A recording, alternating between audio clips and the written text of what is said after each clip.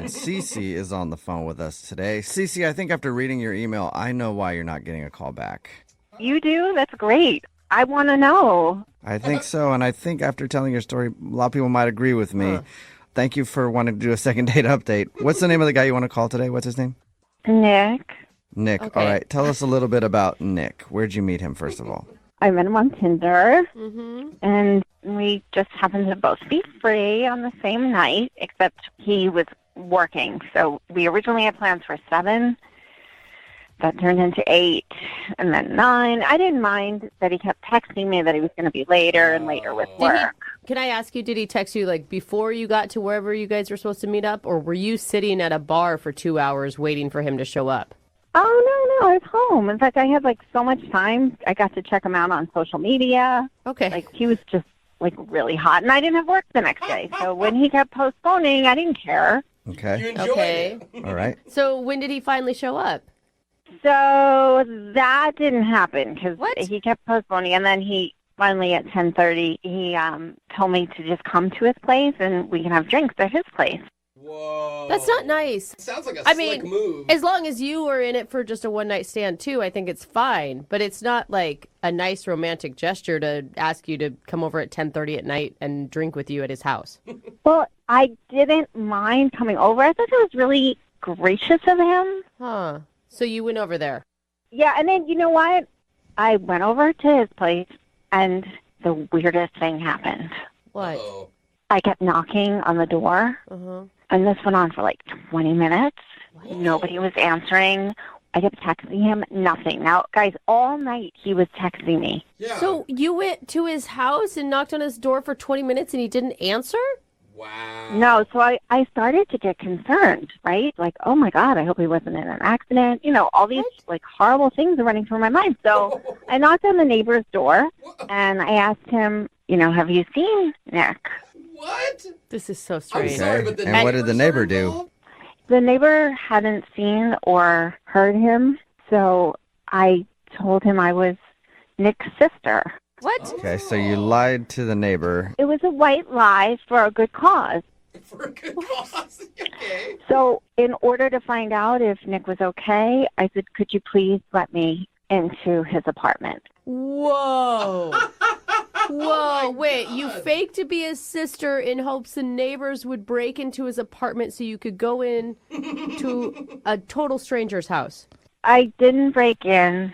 The neighbor unlocked it for me, so you're wrong. Okay, so they had a key. They had a All right, spare. so they had a key, and then you went into his place, and what happened? Oh my gosh. Hold on, what happened? Are you doing? So I was relieved to see that he was passed out.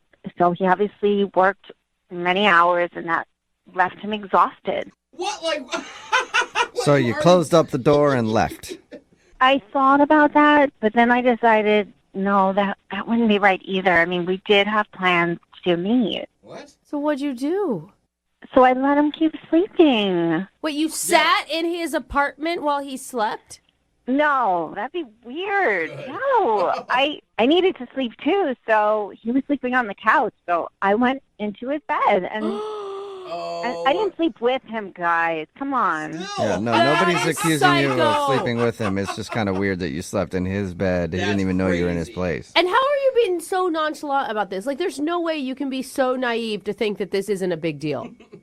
I was tired too. I did the responsible Oh thing. my gosh. Oh, man. This is, I think that's illegal what you did. Sleeping is not illegal. Okay. Breaking and entering is, yeah. for sure. I didn't break in. That Okay. doesn't, Right. no. Yeah, so you're not supposed to be in there. It's coming from That's a why good I was place. saying that's the reason you're probably not getting a call back is because you broke into his place. No, I feel like you guys are twisting my words or something. I think you're not hearing your own words is Yeah, the problem. that's- Wait, what happened? Did you stay till the morning?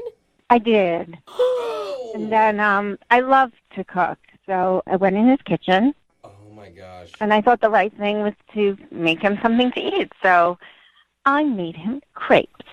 That And did he? is crazy. That's crazy. Yeah, did he wake up and freak out that there was some woman in his house making him breakfast? Dude, seriously, this is like the plot of a freaking horror film at this point. I don't get what you guys are reacting to because Nick invited me over. Uh-huh. Yeah, but- while he was awake before he fell asleep. So how did he react when he found you in his house making breakfast? He was really surprised. I yeah, bet. I Yeah. bet. Mm-hmm. And we talked for like 10 minutes while I started to make him coffee, and he insisted that I didn't need to do that, Yeah. which I thought was really thoughtful of him. Like, he wanted to take care of me. Like, don't do that. That's not what he was doing. Yeah. No, he was telling you probably to get out of his house because that Yeah. was really a huge breach of security, trust, all of it. I don't know. Everything, yeah, breach of everything. Agree to disagree, guys, but I did leave. Okay. He said he had to get going. He said he had plans for the day. I mean, I didn't have work, so I offered for us to spend time together. Uh-huh. Oh, okay. But, you know, I get it. He was tired. He worked really He's late. scared. But, Mhm. yeah, so I thought we hit it off when we talked. Okay. But now he's not returning my calls, and I just want to know that he's okay, and he's really cute. I don't You think we said should do that. this. I don't think we should call this man on your behalf. Dude, he's probably still scared. No, he works really hard, guys. Does he Yeah, have a got that. restraining order? Yeah. What? Nothing. Yeah. We'll play a song my and then come gosh. back and call him and get your second date update, Oh okay? my god. Thanks, guys. Yep, hold Oh on. my gosh. Moving 92.5. Brooke and Jubal in the mornings. Second date update. You know, the more that I think about it, the more I think there was nothing wrong with what Cece did for her first date What? with Nick. Kidding? If Stop you're it. just joining us for today's second date update, Cece is on the phone, and she made plans to meet up with this dude, Nick, through Tinder. But then when it was actually time for the date, he kept having to postpone because he was at work. Anyway, fast forward to about 10:30 at night, he said, "You can come over to my place for drinks." She did that, but then he wasn't answering the door. So she spent about 20 minutes trying to get him to text her back or answer the door or something. Nothing happened.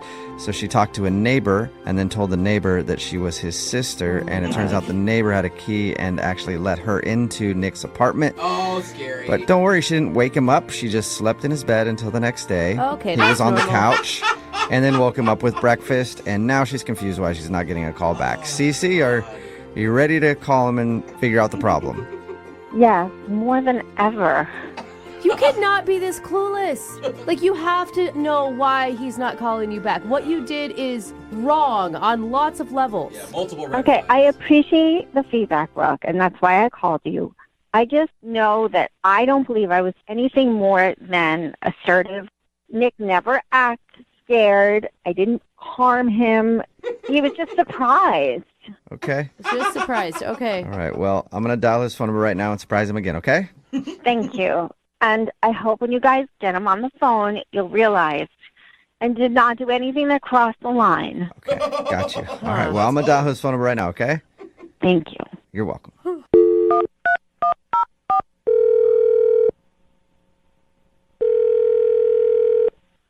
Hello? Hi, may I speak to Nick? Yeah, this is Nick. Hey, Nick, how are you? This is Jubal from Brooke and Jubal in the morning. I'm sorry. I said this one more time? This is Jubal from Brooke and Jubal in the morning. It's a radio show. Okay. Hi. Hi, how are you?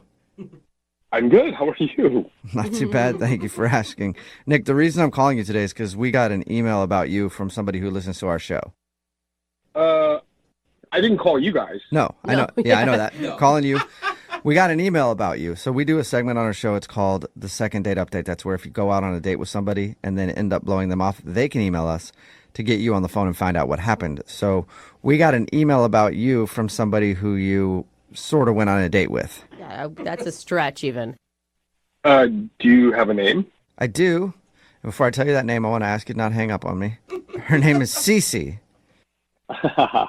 Yeah, she's been I know she's been trying to reach me for a while, and I have not had a chance to get back to her, but yes, I know who you're talking about. Why are You you? sound really casual about How this. are you not like... I wouldn't call it a conventional date by any means, but Yeah. what do you guys need to know? Well, What do you mean? yeah, I mean, she just wants to know why you're not calling her back. And we all assumed it was because she kind of broke into your house while you were asleep. And slept in your Yeah. bed. Apparently, And that- that's not a big deal. Believe me, that sounds insane. I get it. But actually, I kind of understand what happened and why she actually ended up inside my place. Oh my God. I don't know who Okay. I'm more baffled by now. Like at first, I thought Cece must have been the most clueless woman that ever walked the face of the planet. But you sound like you were okay with her breaking into your place and sleeping in your bed without you knowing? Well, I mean, I kind of dropped off communication like kind of abruptly, and I wasn't able to get back, and it was a bit much. I'm going to agree with that, yeah. But she was concerned, and I get it. Huh. Okay, so if that wasn't the deal breaker for you, then why haven't you gotten back to her? What could be worse than that? I'm so baffled right now.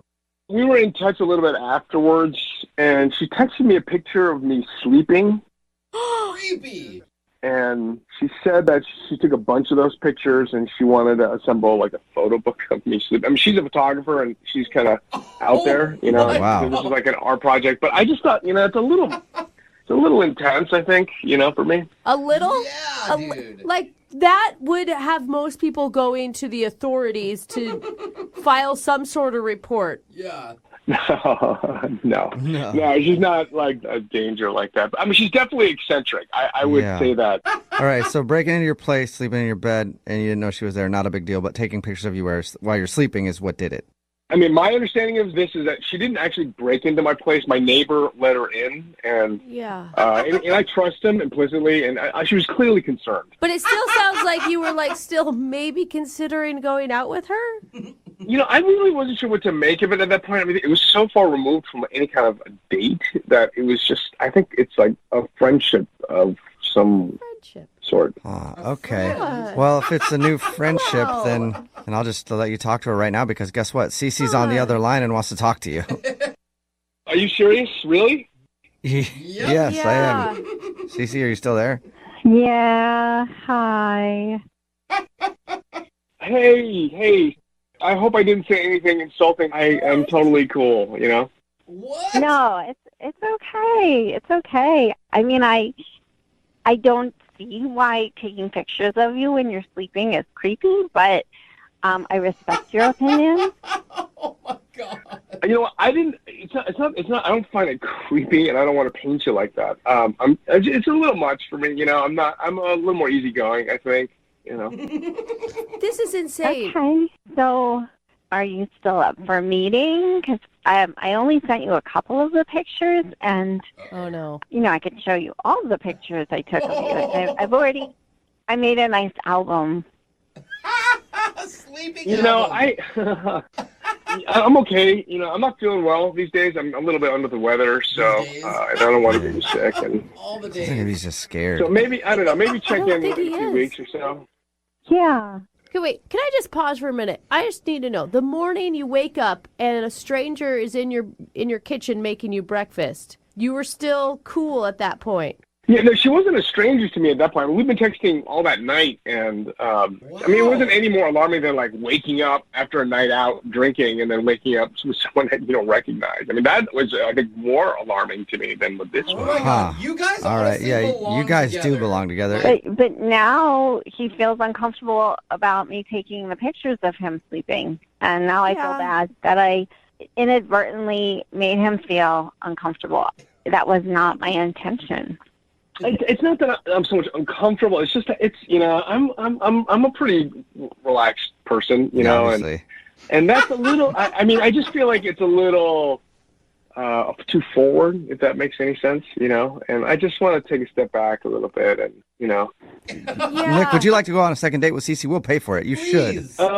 Yeah, you know, I don't know about that right now. I want to just take my time a little bit. And Come on. No, you have to go out with her. I mean, now she thinks it's okay to break into men's apartments. Like, you have to okay this because you're already... told you I didn't break into his house. Whoa. Okay. Hello.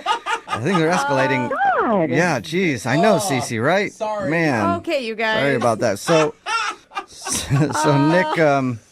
Nick, you're not interested in going out with Cece again right now. not now, not now. You know. Sorry, But down the road, maybe. Maybe. yeah, maybe, but I'm not in that place right now. I'm just, you know, I'm kind of freewheeling and happy Okay. about it. You know. Okay. All right. And Cece, are you okay? I mean, Sorry to upset you. yeah, sorry. Yeah, I mean, I'm sorry I lost my cool there. It really pisses me off when somebody accuses me of breaking in Mhm. when I didn't break in. God, No, yeah. it's cool. Yeah, you. Yeah, well, What, you know what? are you talking like I about? said, sorry about that, Cece. And Oh my God! Don't Yeah. be waiting at my car for me, please. at least you know that Nick maybe somewhere down the line would go out with you again. Yeah. I think that's a wonderful thought. Thank you for being positive. Finally. You're welcome. about time. Yeah, I'm sorry about the whole thing, but you take care, Yeah. okay, Cece? Be in touch. Thanks, guys. Yeah, no problem. Don't be a touch. Yeah, Nick. Yeah, don't be. Yeah. Nick, thank you for your time, man. Appreciate it. All right, thanks, guys. And today's second date update does prove there's somebody out there for everybody. Yeah. Brooke and Jubal in the morning. Everybody texting in at 78592 says the guy in today's second date update needs to move out of the country. If you missed today's second date update, this girl, Cece, wanted us to call a guy named Nick. She actually had plans to meet up with him for some drinks, but she never met up with him that night. Well, she kind of did. They were supposed to meet up. He kept pushing it back. And then she showed up at his door when he wasn't answering. So she did what any sane person would do. And she knocked on a neighbor's door and said that she was his sister and was worried about him. And they actually had a key, so they let her into his place. Wow. And she found him sleeping on the couch, so she decided to stay over, sleep in his bed, because it was late. Gosh. She made him breakfast in the morning, Yep. so that was so nice. That's not the most shocking thing. The No. most shocking is his reaction to it. Yeah. Was like, okay. He was actually cool with that, which Yeah, is weird. what? He said the biggest problem was while he was sleeping, she took a bunch of pictures of him and claimed she wanted to put together a photo album of him sleeping as a gift. And that was the part that was a little too creepy for him. Yeah. So he decided he didn't want to go out with her again. No second date. Remember, if you want to do a second date update, all you have to do is email the show and we will call the person who didn't call you back. Moving 92.5.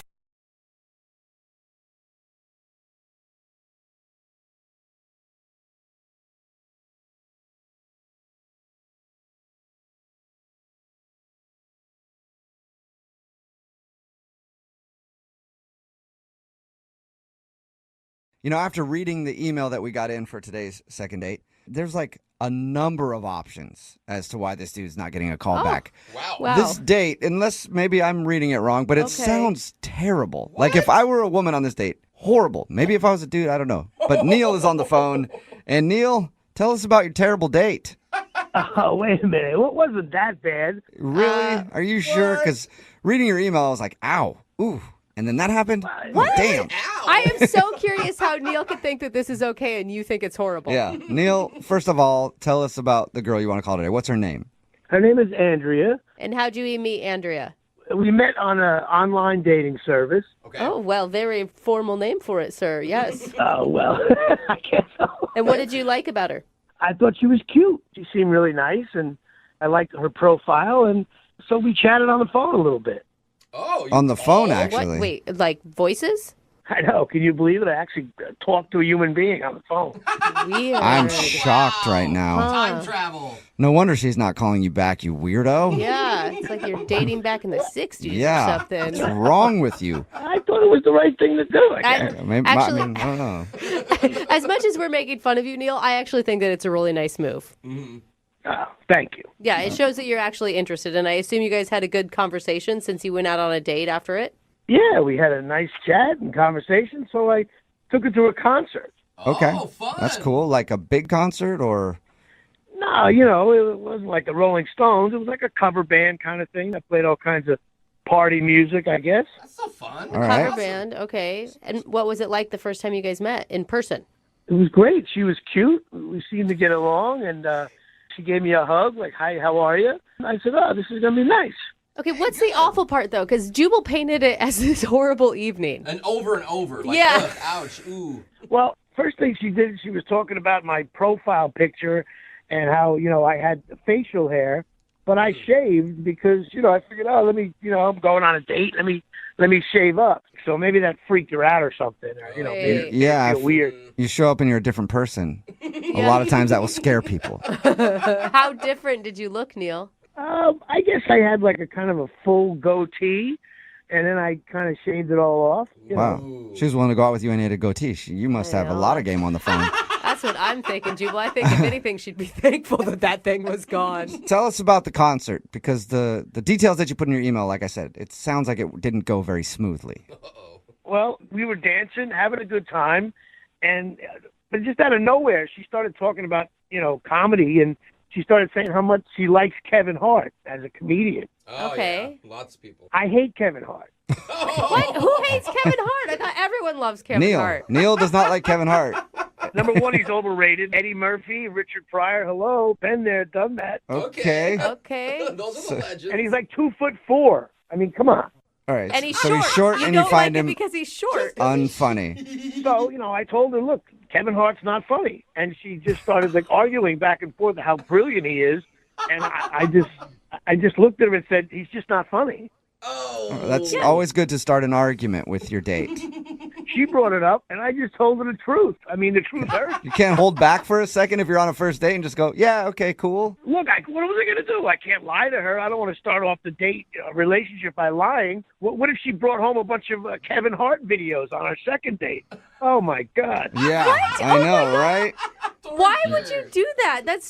One, there's like a lot of facts, including his paycheck, that back up that he's funny. And two, why even argue about it? Just say, oh, he's not my favorite and move on. Maybe I should have did that, but, by the way, just because you get paid a lot of money doesn't mean you're funny. Well, Yeah, I mean, that's I true. never walked into a bank and got laughs.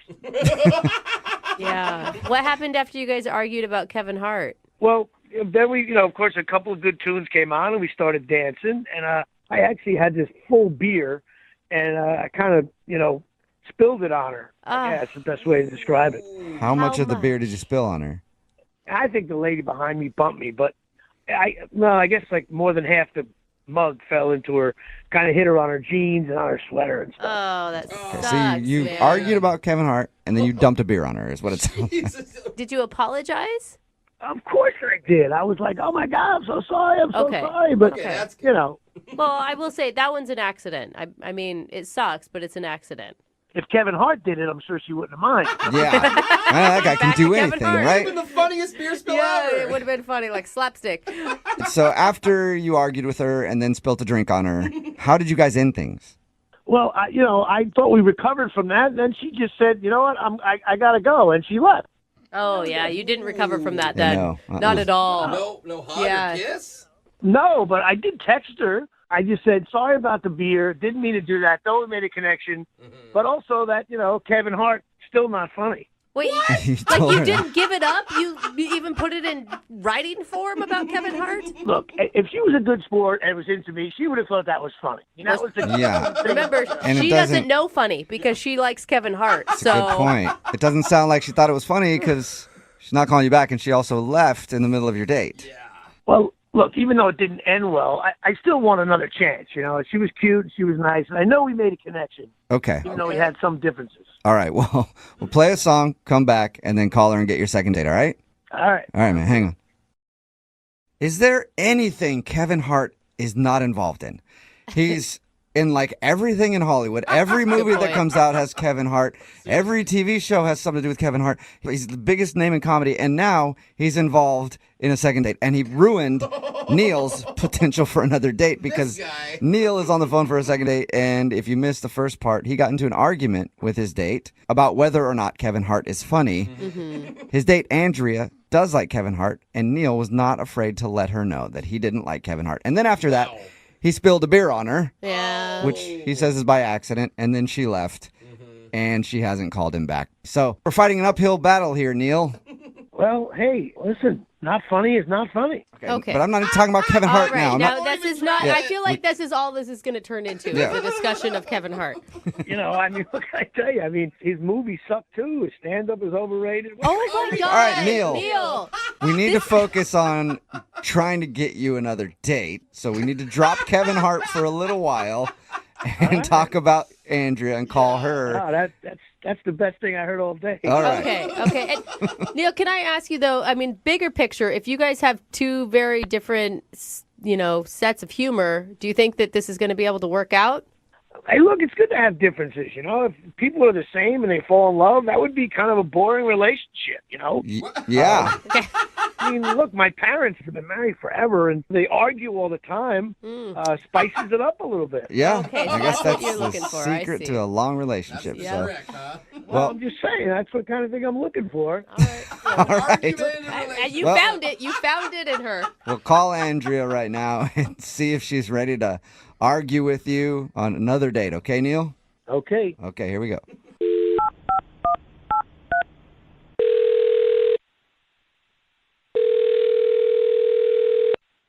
Hello?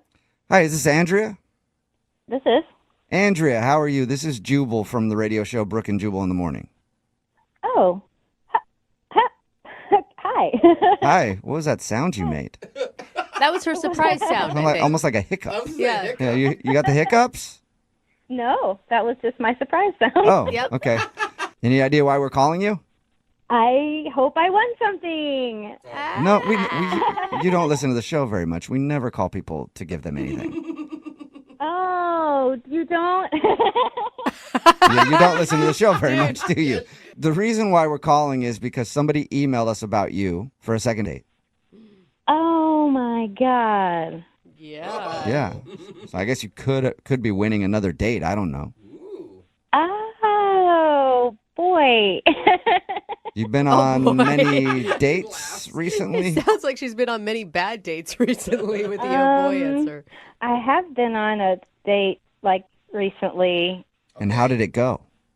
It wasn't the best. Okay. I think we're talking about the same I date. think we might be talking about the same guy. His name's Neil. Yeah. That's his name. That's the one. And Neil, not a Kevin Hart fan, is he?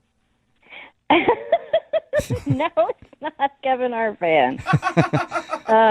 What can I say? It was just not the best matchup there on the online dating. Was it the Kevin Hart argument? Or, I mean, not necessarily that he didn't like Kevin Hart, but the fact that he wouldn't let it go? No. That had really, I mean, that was sort of uncalled for, but it was not the thing. Oh, really? No. The biggest thing was that he just didn't really look like his profile picture.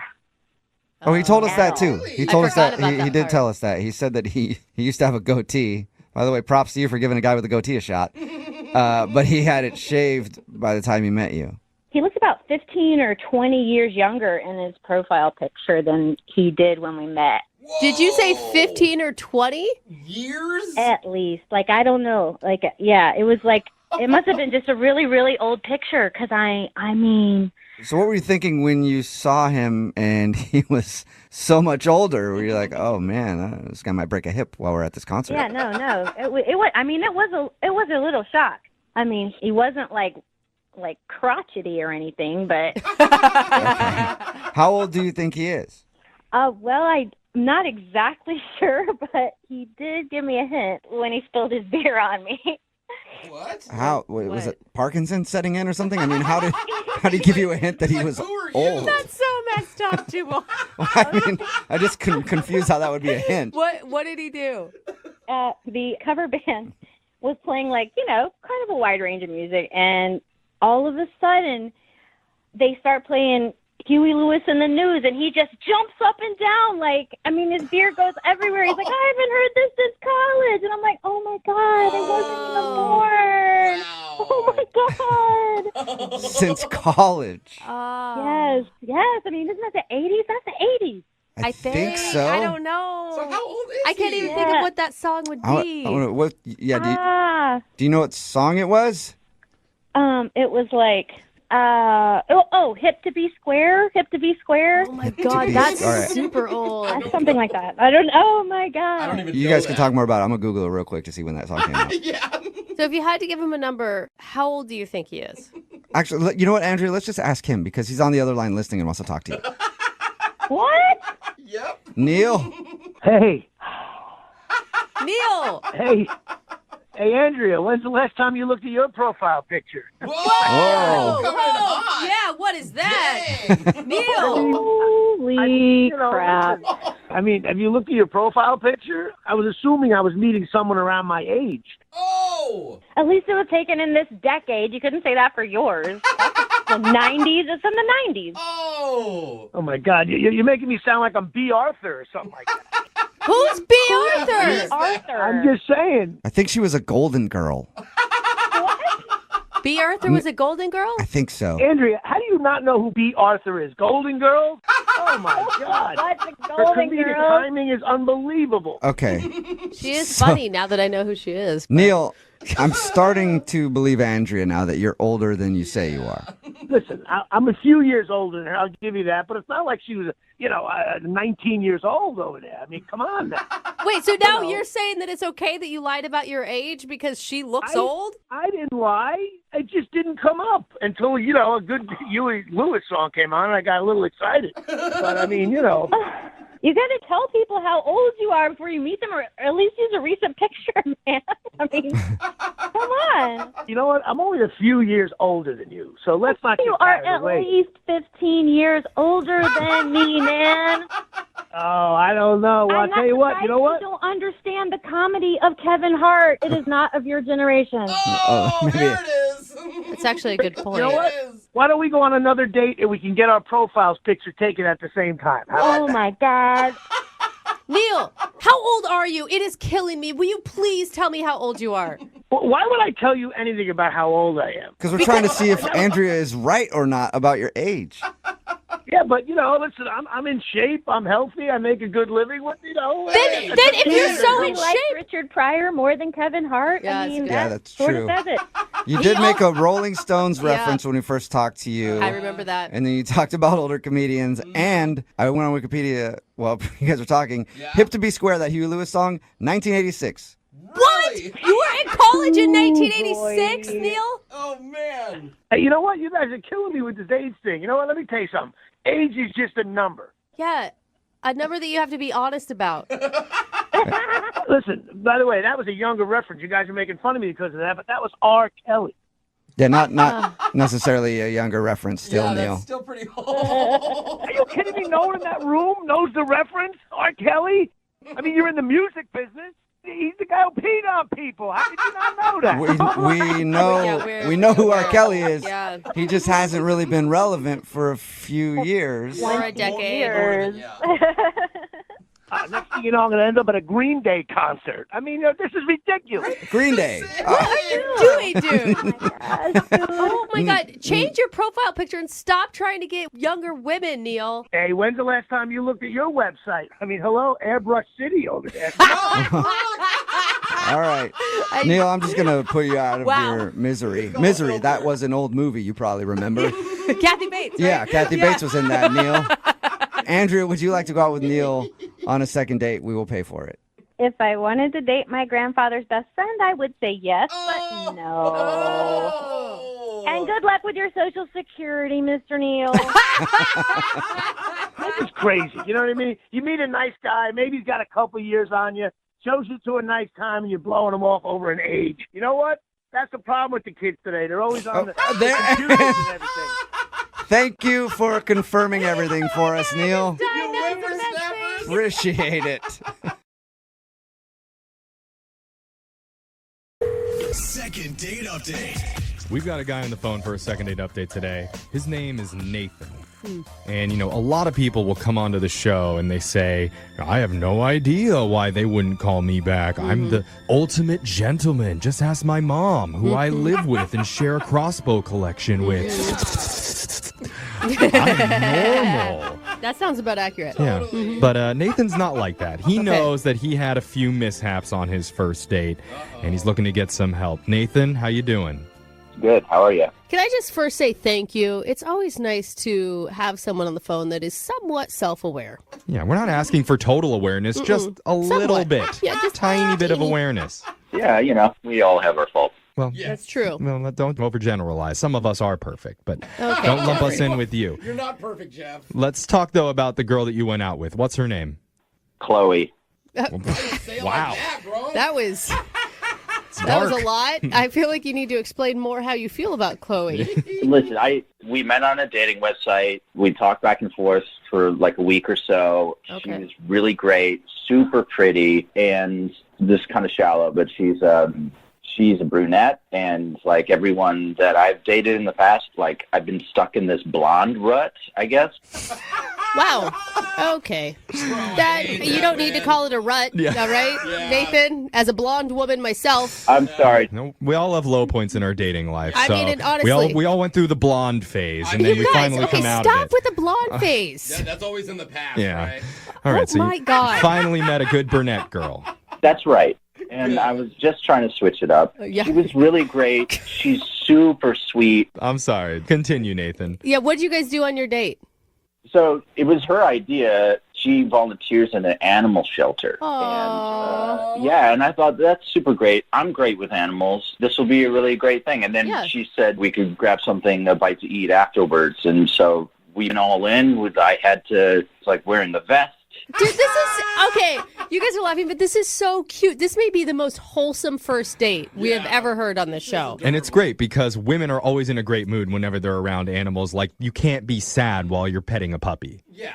Right? But here's the thing, I really wanted to impress her, so I'm feeding and I'm playing with the animals and I'm cleaning up their poop and, the thing is every single animal I came up to, they were like scared of me. Oh, no. They did not like me. Like the dogs would just bark at me or go into the corner. The cats, they would hiss at me. Oh, my God. It wasn't just one animal, though. It was every single one that I went up to. I mean, even the hamster was scared of me.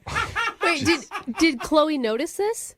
She had to have noticed it, but she didn't say anything to me about it. Man. So it's not a good sign because animals are supposed to be really good at picking up on humans and whether or not they're a good person or not. So you should have put bacon in your pocket. That's what you should have done. And I am traditionally, I'm really good with animals, so I wanted to impress her, but I feel like I botched it. Okay, I will say to your credit, because I have kind of a shy, skittish rescue dog, and she can sense when people are overcompensating, like they're over trying, and she is not into that. I'm serious. Really, I'm serious. She can tell you're trying to be too friendly to her. You're up in her face. She doesn't like that, man. a dog, Yeah, just a dog watch can tell your when dog. you're overcompensating. I'm telling you, my dog doesn't like people who overcompensate. I just want to hear Brooke be like, sorry, but my dog thinks you're trying too hard. Yes. Yeah, I mean, and that's the thing, too, I guess, is as I went on, I was just more and more desperate. And so I could maybe it could spell into desperation. I don't know. Brooke's right, maybe. I'm telling you. Were you able to recover over drinks? Yeah, I mean, we went to dinner afterwards, and, she didn't bring it up. I didn't bring it up. Smart. Here's the thing where I screwed up, though. Oh, no. I kept saying, I had this, nervous tick of, I can't believe we're meeting, and you're cool. You're this cool.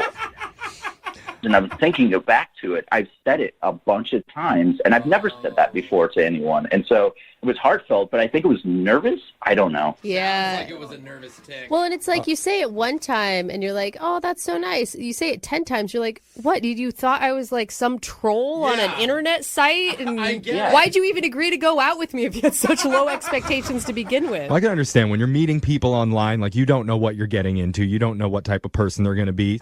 You just didn't say it the right way. That's exactly how I felt. Okay, good. At least that was your only mistake of the day. Well, there's one more. Oh. What? Oh, well. Okay. What happened then? So when we were done, just, as a nice thing to do, I offered to give her a ride home. Okay. And she declined. She drove on her own. And so, I was just concerned for her safety. So I followed her home. What? Whoa. Now I'm concerned for her safety. Yeah, why? Why would you do that? I don't know. I just felt like I needed to do something at least really nice for her. Hold on. So you stalked her back to her house. Yeah. Wait, did you follow her home and leave, or did you do anything when you followed her home? Lurk outside of her door. I wasn't trying to be creepy or anything like that, but when she got inside, the light flicked on, and I think she looked out the window, and I panicked and I sped off. So if she Oh saw my you- God! You meet a random dude on the internet and he follows you to your house, and then you make weird eye contact with him out your window. And then you peel away like an innocent person does. Well, guys, like I said, I don't know if she saw me before I panicked, and I don't know if she even noticed with the animal thing. So I just don't know why she's not calling me back, and that's why I need your help. All right. Well, we're going to play a song, come back, call Chloe, and try and get your second date update. We'll figure out if it's reason A, B, C, D, E, or mystery reason F, okay? Yes, thank you. All right. man. Hold on. When you go out on a first date, there's a lot of guys that'll try to impress a woman by handing them a big bouquet of red roses. Oh, wow. Yeah, a little cliche, but okay. It's still romantic. Nathan basically gave his date a big bouquet of red flags on their first date. It's so true. Oh, they were so in my season and fresh. Oh, romantic. Yeah. Well, they went to an animal shelter where all the animals were barking and hissing at him the whole time. And then after that, he secretly followed her car home. And then when she turned on the lights in her house, he sped away. Yeah. Presumably knocking over some garbage cans and a couple fruit stands as he peeled out. It's just how it works. But now Nathan knows it wasn't his best showing, and he's hoping we can get him another shot. Oh, after that recap, it's going to be tough. Hey, but you know what, Nathan? I got good news for you. Yeah. I know women. They're my people. And we are so good at overlooking red flags and just ignoring them. We are so good at it. Brooke's right. Well, I'm a nice guy. I'm not, I didn't mean her any harm. I just was nervous. So, it's not like they're, actual red flags. I'm a good guy. Yeah, I think they're pretty red flaggy. Yeah, well, that sounds like something a blonde would say. Okay, listen. Fair point, Nathan. Majority of blondes are actually brunette, okay? Oh, that's the secret. Just saying, it's hard to be natural. All right, we could talk about this all day, but instead, we're going to dial Chloe's phone number for you and try and get you your second date update, all right? All right, thanks, guys. Okay, Here we go.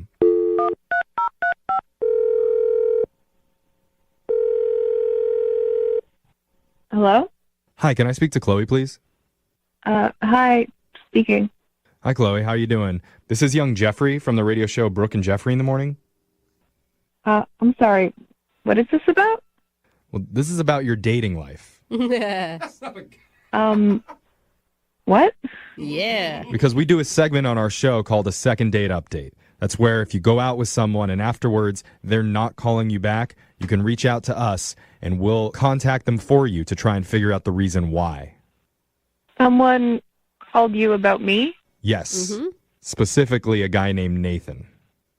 Oh, okay.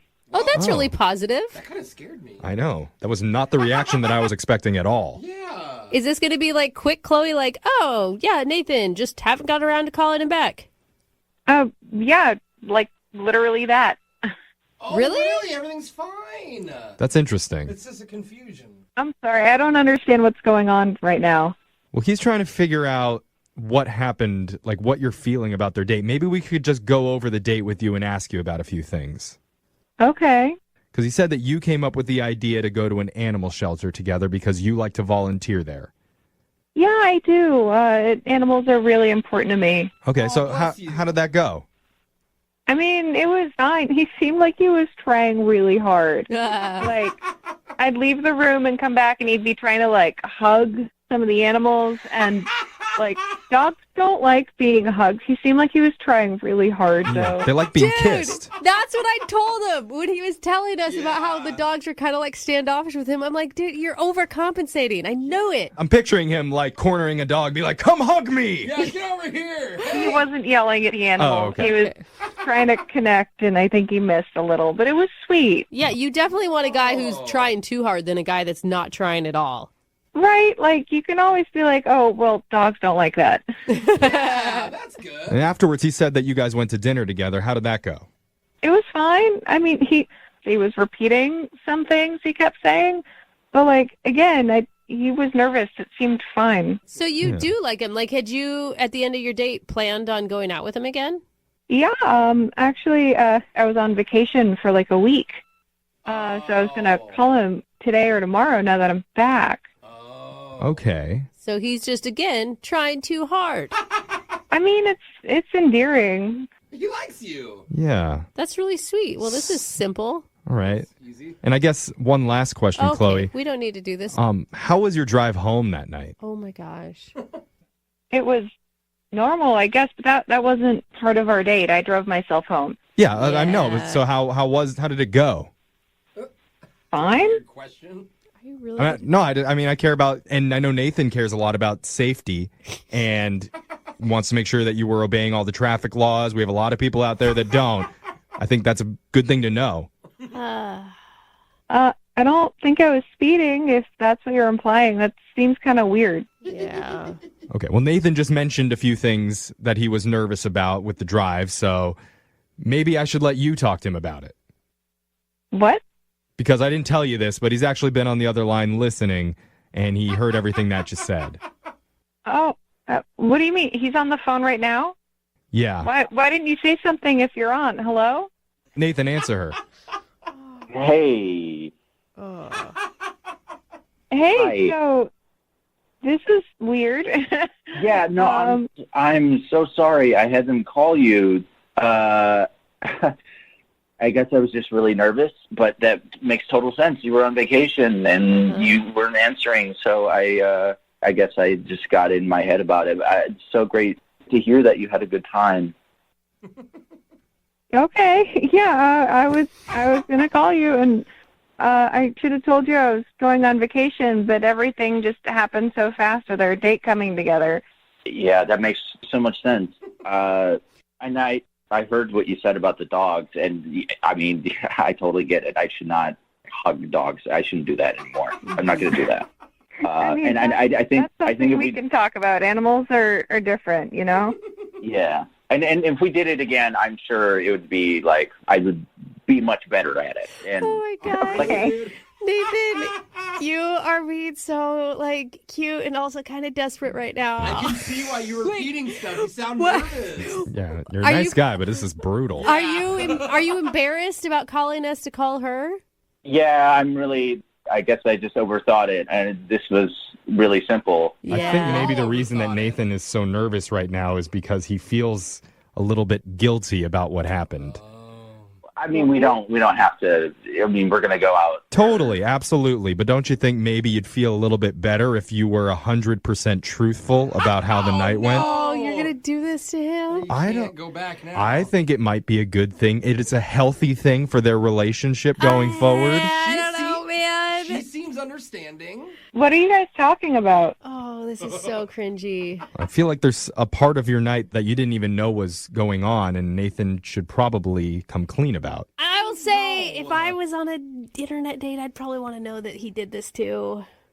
You guys are freaking me out. What's going on? What are you talking about? All right. Sorry, man. It's okay, man. We're here for you. Obviously not. Here we are. Before I say anything, Chloe, I just wanted to say that at the end of the date, I had this really deep gut feeling. I just felt like you were like just something. Tell me whatever it is. This is weird. Okay, so when you left, I had a feeling that something bad was going to happen. So just to make sure that you were safe, I was concerned about your safety. I followed you back. And You followed me to my house? Oh, yes, Oh. I did. But when we got there, I made sure that you got in, and I just left. I left right then, and I'm not a perv. I'm not I didn't do anything creepy or pervy, and just Why wouldn't you just ask me if I felt safe going home? Why would you follow me and not tell me? Great question. That's a good question. I don't know. I guess I should have. I was just nervous, and I didn't know how to express that to you. I didn't feel like I could communicate that. Aww. Okay. Chloe? Yeah? How you feeling? I mean, a little weird. It's a little weird, right? Yeah. But can you understand where he's coming from a little bit? A little bit, yeah. Okay. He's trying to be chivalrous. He was trying. I mean, I think he missed. Yeah. But, I get where he's coming from. That is really good. I mean, I think the overall theme of Nathan right now is just trying too hard. Yeah, overthinking. Yeah. Definitely. So, with that all in mind, we would love to offer to send you guys out on another date. And we'll pay for it. What do you say, Chloe? I mean, I don't know. I'd want to, talk to him if he's worried about my safety and has any more ideas. Yeah. Maybe he could, I don't know, drive in front of my car like a police escort instead of following me. Hey, There's an I don't idea, know. Nathan. We could talk about it. there you go. How does that sound to you, Nathan? Sound good? That sounds great. I promise we'll talk about everything, and I'll be cool this time. I'm gonna relax. Don't Yeah. overpromise. Yeah, don't make promises you can't keep, Nathan. I can try. This is awesome. Congratulations, you guys. I mean, I was gonna call him back before all this all happened today. No. Don't take this away from us, Chloe. We did it. We're the heroes. You're welcome. Moving 92.5. Brooke and Jubal's second date update. The guy on the phone for a second date update today is a man after my own heart. Uh-oh. He took his date out to get some shrooms on their first date. That's right, some mushrooms. Like psychedelic mushrooms? No, like regular mushrooms. Oh, my gosh. Not as cool as it sounds. It's Brooke and Jubal in the morning. Kevin, how you doing? Hey, guys. Hey, man. How are you? Good. So your email says that you took the girl that you want to call today, you took her out mushroom hunting? Yeah, I got to forage for mushrooms, actually, yeah. Oh, that's Cool. How did that come about? How'd you meet her? Well, I met her on a dating website. Okay. And did you just hit her up and were like, hey, I know where all the good mushrooms are in town. You want to go find them? Well, we were talking, and she seemed like she was into outdoors stuff. So, I figured it'd be kind of different to go do something cool outside instead of doing like the usual movie thing. I think it's go to a bar, go to a restaurant, whatever. You decided to take her into the forest and hunt for mushrooms.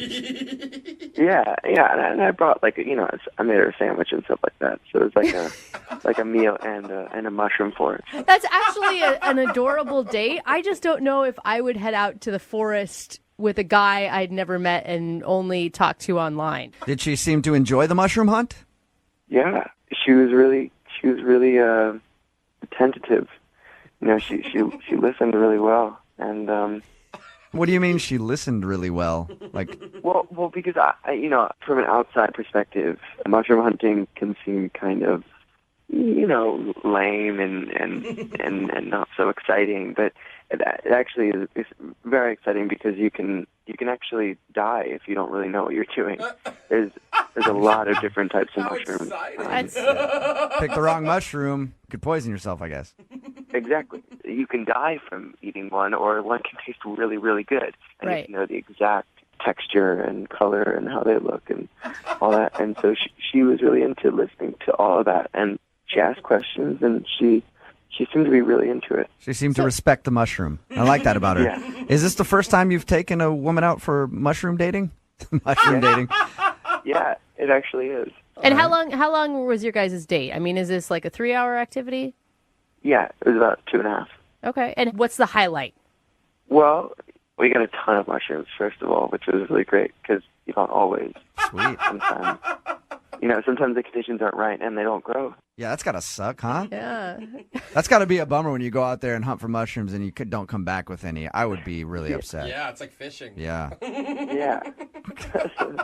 So we got a bunch of mushrooms, and we took a little walk up to the top of a hill, a little mountain, and ate our little picnic.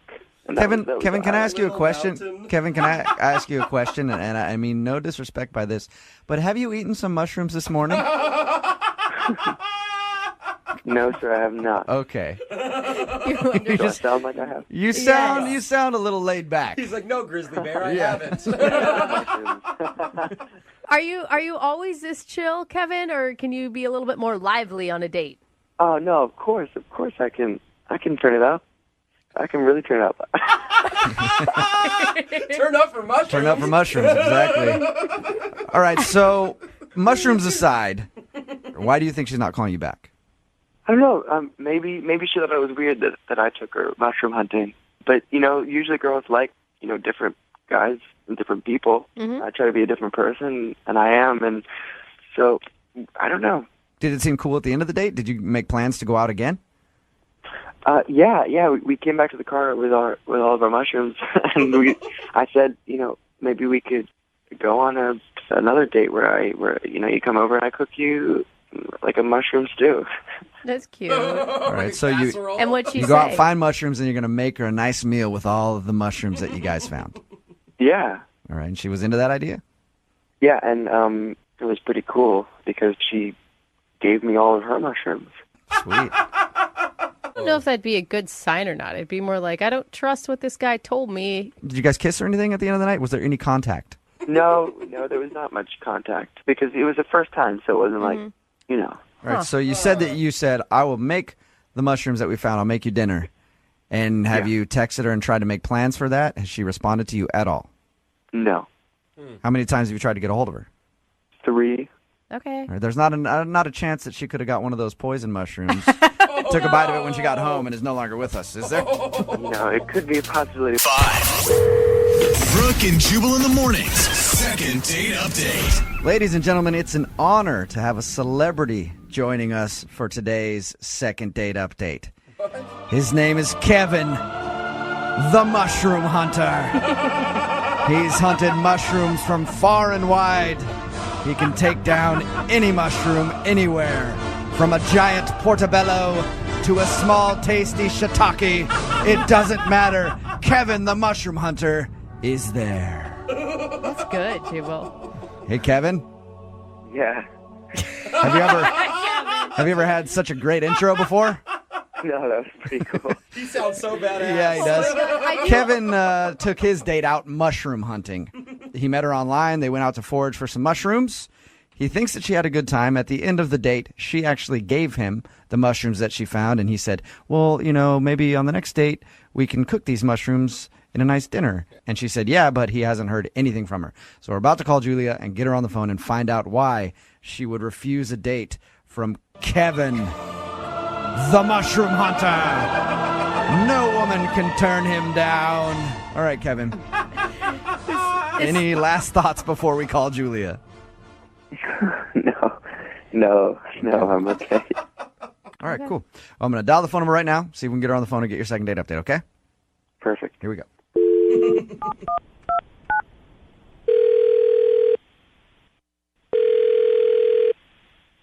Hello? Can I speak to Julia, please? This is her. Hey, Julia, how are you? This is Jubal from Brooke and Jubal in the morning. Okay. You listen to the radio at all? Yeah, I listen to the radio. Okay. Have you heard of Brooke and Jubal in the morning? No. Okay, you didn't have to say that so quickly. We're a morning radio show, and I recently got an email about you. It's from a guy that you went out on a date with. His name is Kevin. Oh. Do you remember Kevin? Yeah. Okay.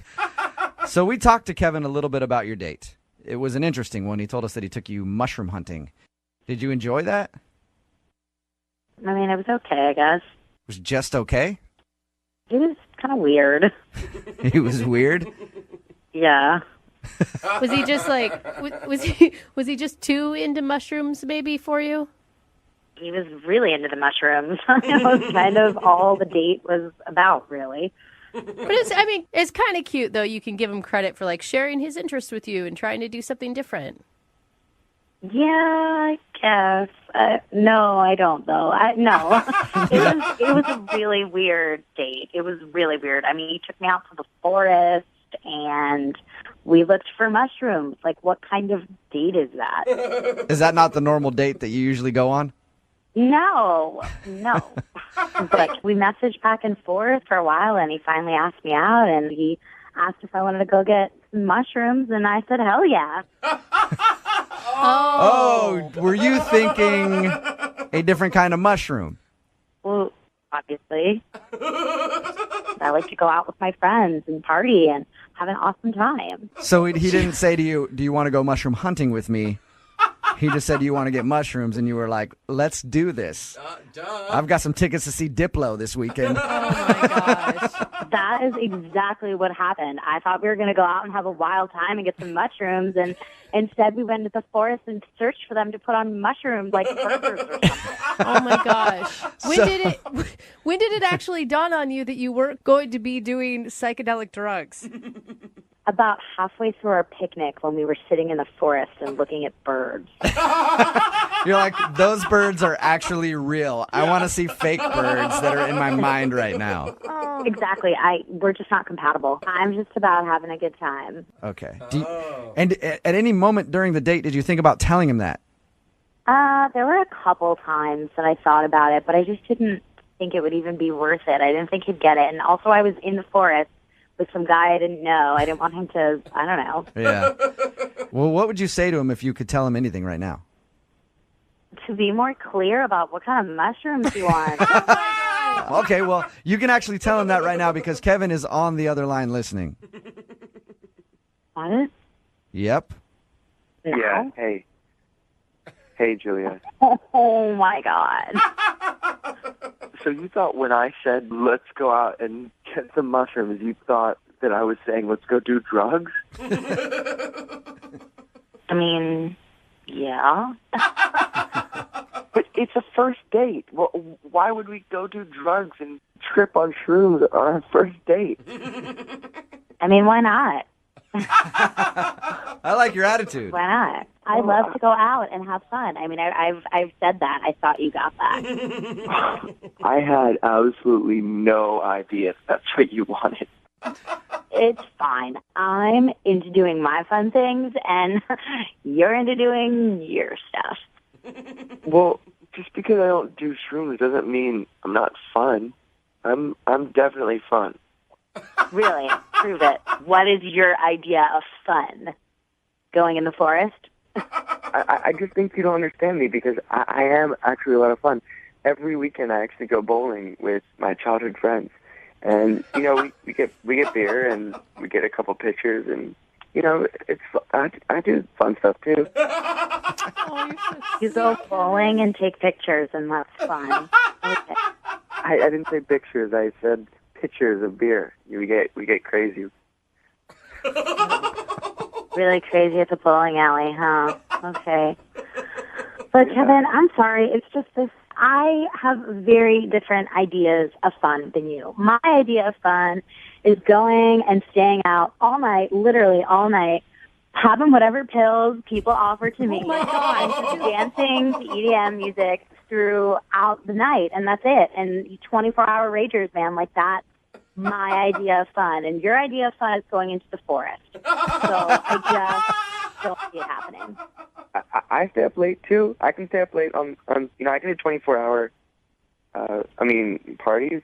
It doesn't sound like it, Kevin. No, it's not a bad thing. That's just you. Just be you. That's fine. I do have to ask, Julia, would you like to go out on a second date with Kevin? We'll pay for it. No, that's okay. Okay, that doesn't really surprise me very much. Kevin, are you okay with that? I mean, I guess I am okay with that. I'm fun. I know I'm fun, and I guess I just have fun in different ways and kind of better ways. All right, Kevin. Well, that second date didn't work out for you. I'm sorry about it. But there is a girl out there who will like to hunt for mushrooms with you, I'm sure. Okay? Yeah, I know there is. All right. There's lots of them. In the meantime, I do have somebody I'd like to introduce you to that I think you might click with very well. Nice. Her name is Molly. That is enough. Brooke and Jubal in the morning.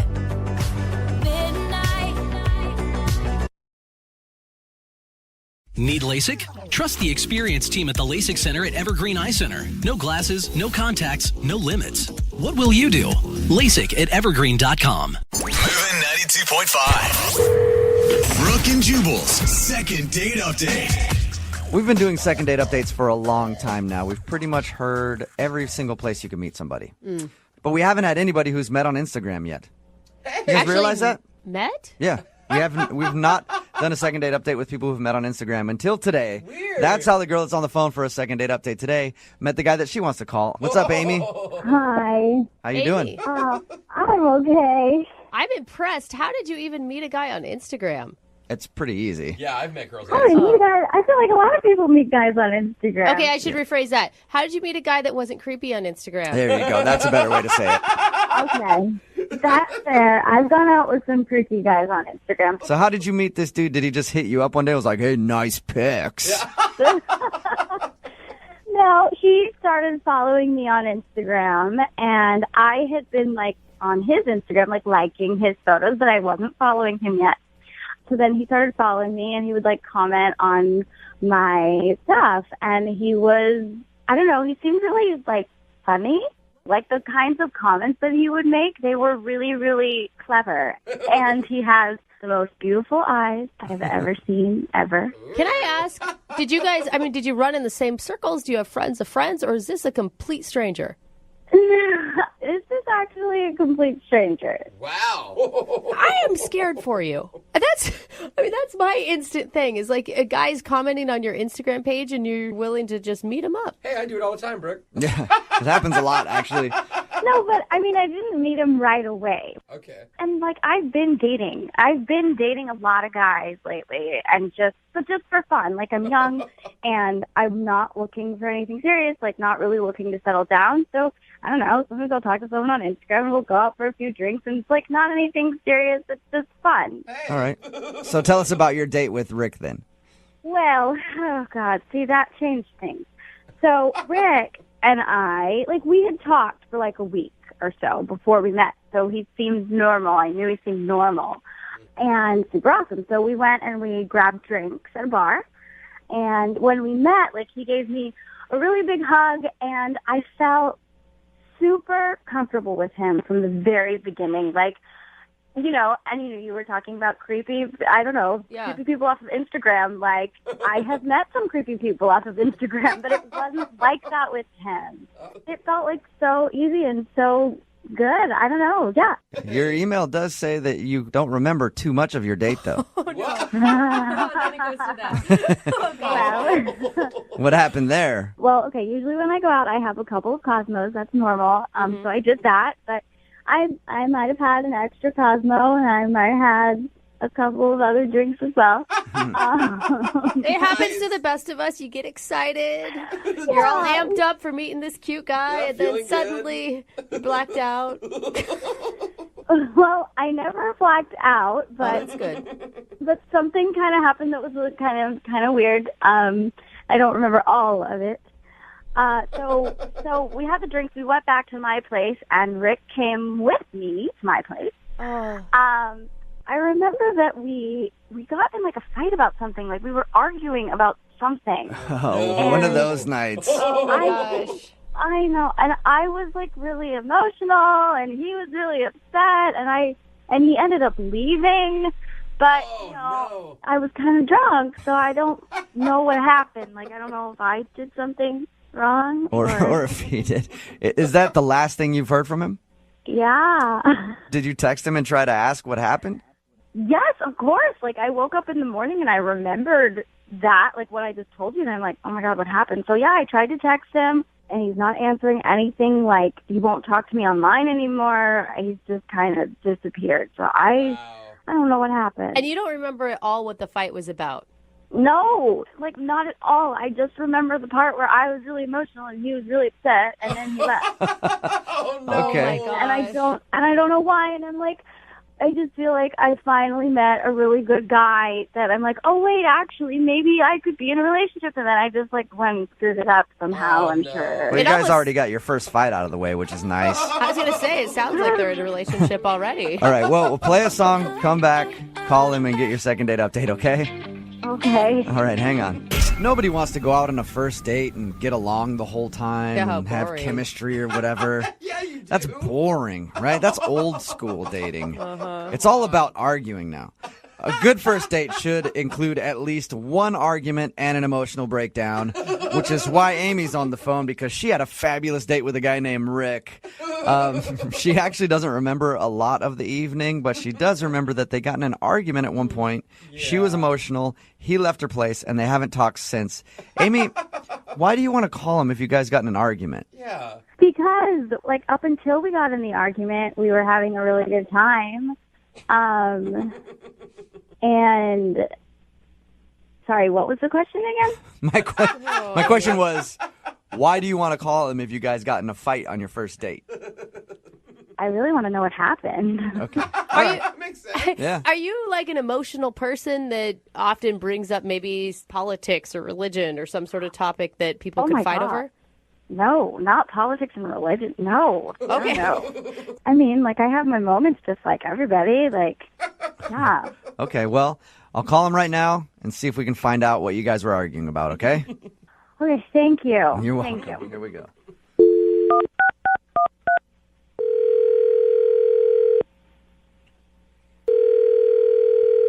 Hello? Hi, is Rick there? Yeah, this is Rick. Rick, how are you, man? My name is Jubal. I host the morning show, Brooke and Jubal in the Morning. Okay, are you serious? Yeah, man. How are you? I'm good. What's up? Well, I'm calling you today because I wanted to speak with you about a date you went on. A date I went on? Mm-hmm. What are you talking about? I'm talking about a girl named Amy that you met off of Instagram. Amy? Yeah. We do a segment on our show called the Second Date Update. Basically, it's where if you go out on a date with somebody and then end up not calling them after, they email us to see if we can get you on the phone and ask what happened. Oh, my God. So Amy has been trying to get a hold of you, but you're not returning any of her phone calls or text messages, so she asked if we could get you on the phone and ask what happened. Are you serious? Yeah, I am. You really want to know how my day went? I do. Even more than me, Amy wants to know because she says she can't really remember the last part of it. Yeah, well. She did tell us a little bit about the date and said you guys were arguing at some point, which is a great way to end a date, by the way. I thought it sounded really romantic. Lasting impressions. Yeah, it definitely was not romantic. So what was it? What were you guys arguing about? Do you remember? Yeah, I remember. I don't know if it's okay to talk about it on the radio. Like, I don't know if she would be cool with that or... Well, she kind of has no choice because she agreed to do the Second Date Update, so she wants to know. All right. So I went over to her place, and we were making out in her bathroom. And, Your bathroom? That's... Yeah, in her bathroom. Okay. Just kind of like where we ended up. And things were getting hot and heavy, and, at one point my shirt came off. And then she just kind of turned and she looked at the mirror, and she started, like, freaking out. And she looks at herself, and she's like, oh, my God, I look so ugly. Weird. That's so sad. Yeah, and I was like, no, you don't, not at all. And she didn't, right? Like, she's gorgeous. Okay. So I was like, no, you don't, right? And I'm trying to, like, make her feel better. And she's like, no, I do. And she's, like, working herself up. And I'm feeling really weird because my shirt's off, right? And then as I'm trying to, like, calm her down, she starts to, like, argue with me. Arguing over whether or not she looks pretty? Yeah, kind of. She's like, no, you don't know what you're talking about. Like, you're lying to me. And I'm like, no, I'm not. Like, you look fine. You look great. You look beautiful. You're like, I was just in here with my shirt off making out with you because I think that you're attractive. Right. And eventually, this kind of, like, half fight turns into, like, a whole fight. Oh, no. Like, she actually was getting aggressive with you because you were telling her that she looked good. Mad at me for calling her pretty. You know what I mean? Okay. Did you think at first she was just fishing for compliments and then it took a weird turn? Yeah, I mean, kind of. I thought that, because, like, sometimes girls get down on themselves, but, like, this was way beyond anything that I've ever seen before. She was just out of control. And so finally she's just like, you know what? Like, get out. What? Oh, my God. Yeah. She kicked you out for calling her pretty is what you're saying. Right. And she kicked me out of her bathroom. And she locks the door behind her. Oh. But my shirt and my wallet were still inside the bathroom. Oh, yeah. So she's in there freaking out. So did you like going ballistic, and she's like sobbing in there, and I'm like, can I get my shirt back, please? Oh, I just want to give her a hug. How long did it take till you got your shirt back? I didn't get my shirt back. Oh. She just opened up the door at one point and then threw my wallet at me and told me to get the out. And I just ran home topless. That sucks. All right, well, that was an interesting evening for you. Any chance you'd ever talk to her again, ever? I don't think so. I mean, it was just a little too crazy for me. Oh, that's unfortunate because she's actually on the phone listening to this conversation. What? Yeah, Amy, are you there? Oh, my God. I don't remember that, like, at all. Oh, Amy. Did that seriously happen? Did I seriously cry and then kick you out of my apartment? You've been listening the whole time that I was talking? Yeah, and I, like, don't remember any of that. Like, are you serious? Did I kick you out like that? Yeah, you did all of that. It was... You don't remember anything? No. Oh, my God, that's so funny. Wait, Amy, you think that's funny? You're not mortified? mortified by that? No, it's like kind of hilarious. Like, did you hear that story? That's so funny. So it doesn't bother you that you were freaking out because apparently you didn't think you looked good that night and he thought you were pretty and that pissed you off. I mean, I think I was just like having a moment, I guess. Like, sometimes I have a moment. Like, it's totally me to just like have a moment, but then it's fine. Like, he didn't have to leave. He didn't have to leave. I got What do you mean I over it. didn't have to leave? You threw my wallet at me and then you told me to get the out. Like, you said those words. Oh my God, I was drunk. We were having fun. Oh my God. I don't know, Amy. I wasn't having fun. Yeah. If I was at your place and you threw something at me and said, get the F out, I would think that I would have to leave at that point or I would be in trouble with the law. I don't know. Okay, wait, but Rick, did you like get a video of this at least? Oh my gosh, Amy. Did I get a video? No, I didn't get a video. Are you serious? You psycho? What? Why not? I could have totally posted that on Instagram. It would have gotten so many likes. You would actually Amy, this is thing I've ever heard. You'd actually post a video of you having this freak out online, Amy. Why not? I mean, like, obviously, right now, I think I'm pretty. It's fine. Everybody has a meltdown every once in a while. I'm just like, you know what? Like, if you can't handle me at my worst, you don't deserve me at my best. So it's okay for people to see me like that. It's fine. It's funny. Amy, I gotta say, when Rick was telling this story, I was feeling so bad for you, and I thought we were gonna talk to this like horribly like lacking self-confident woman that was crying on the other end of the line, and you were handling this way differently than I thought you would. I don't know. It's just life. It's just life, and like happens sometimes, right? And like, I don't know. I just still can't believe you didn't take a video. Take a video next time. Yeah, seriously. The next time you're having a meltdown like that, you need to make sure somebody is there to videotape it at all times, Amy. Amy, Well, then, would you guys like to go out on a second date? Rick, I will pay for a second date. No, hell no. You might get a viral video out of the deal.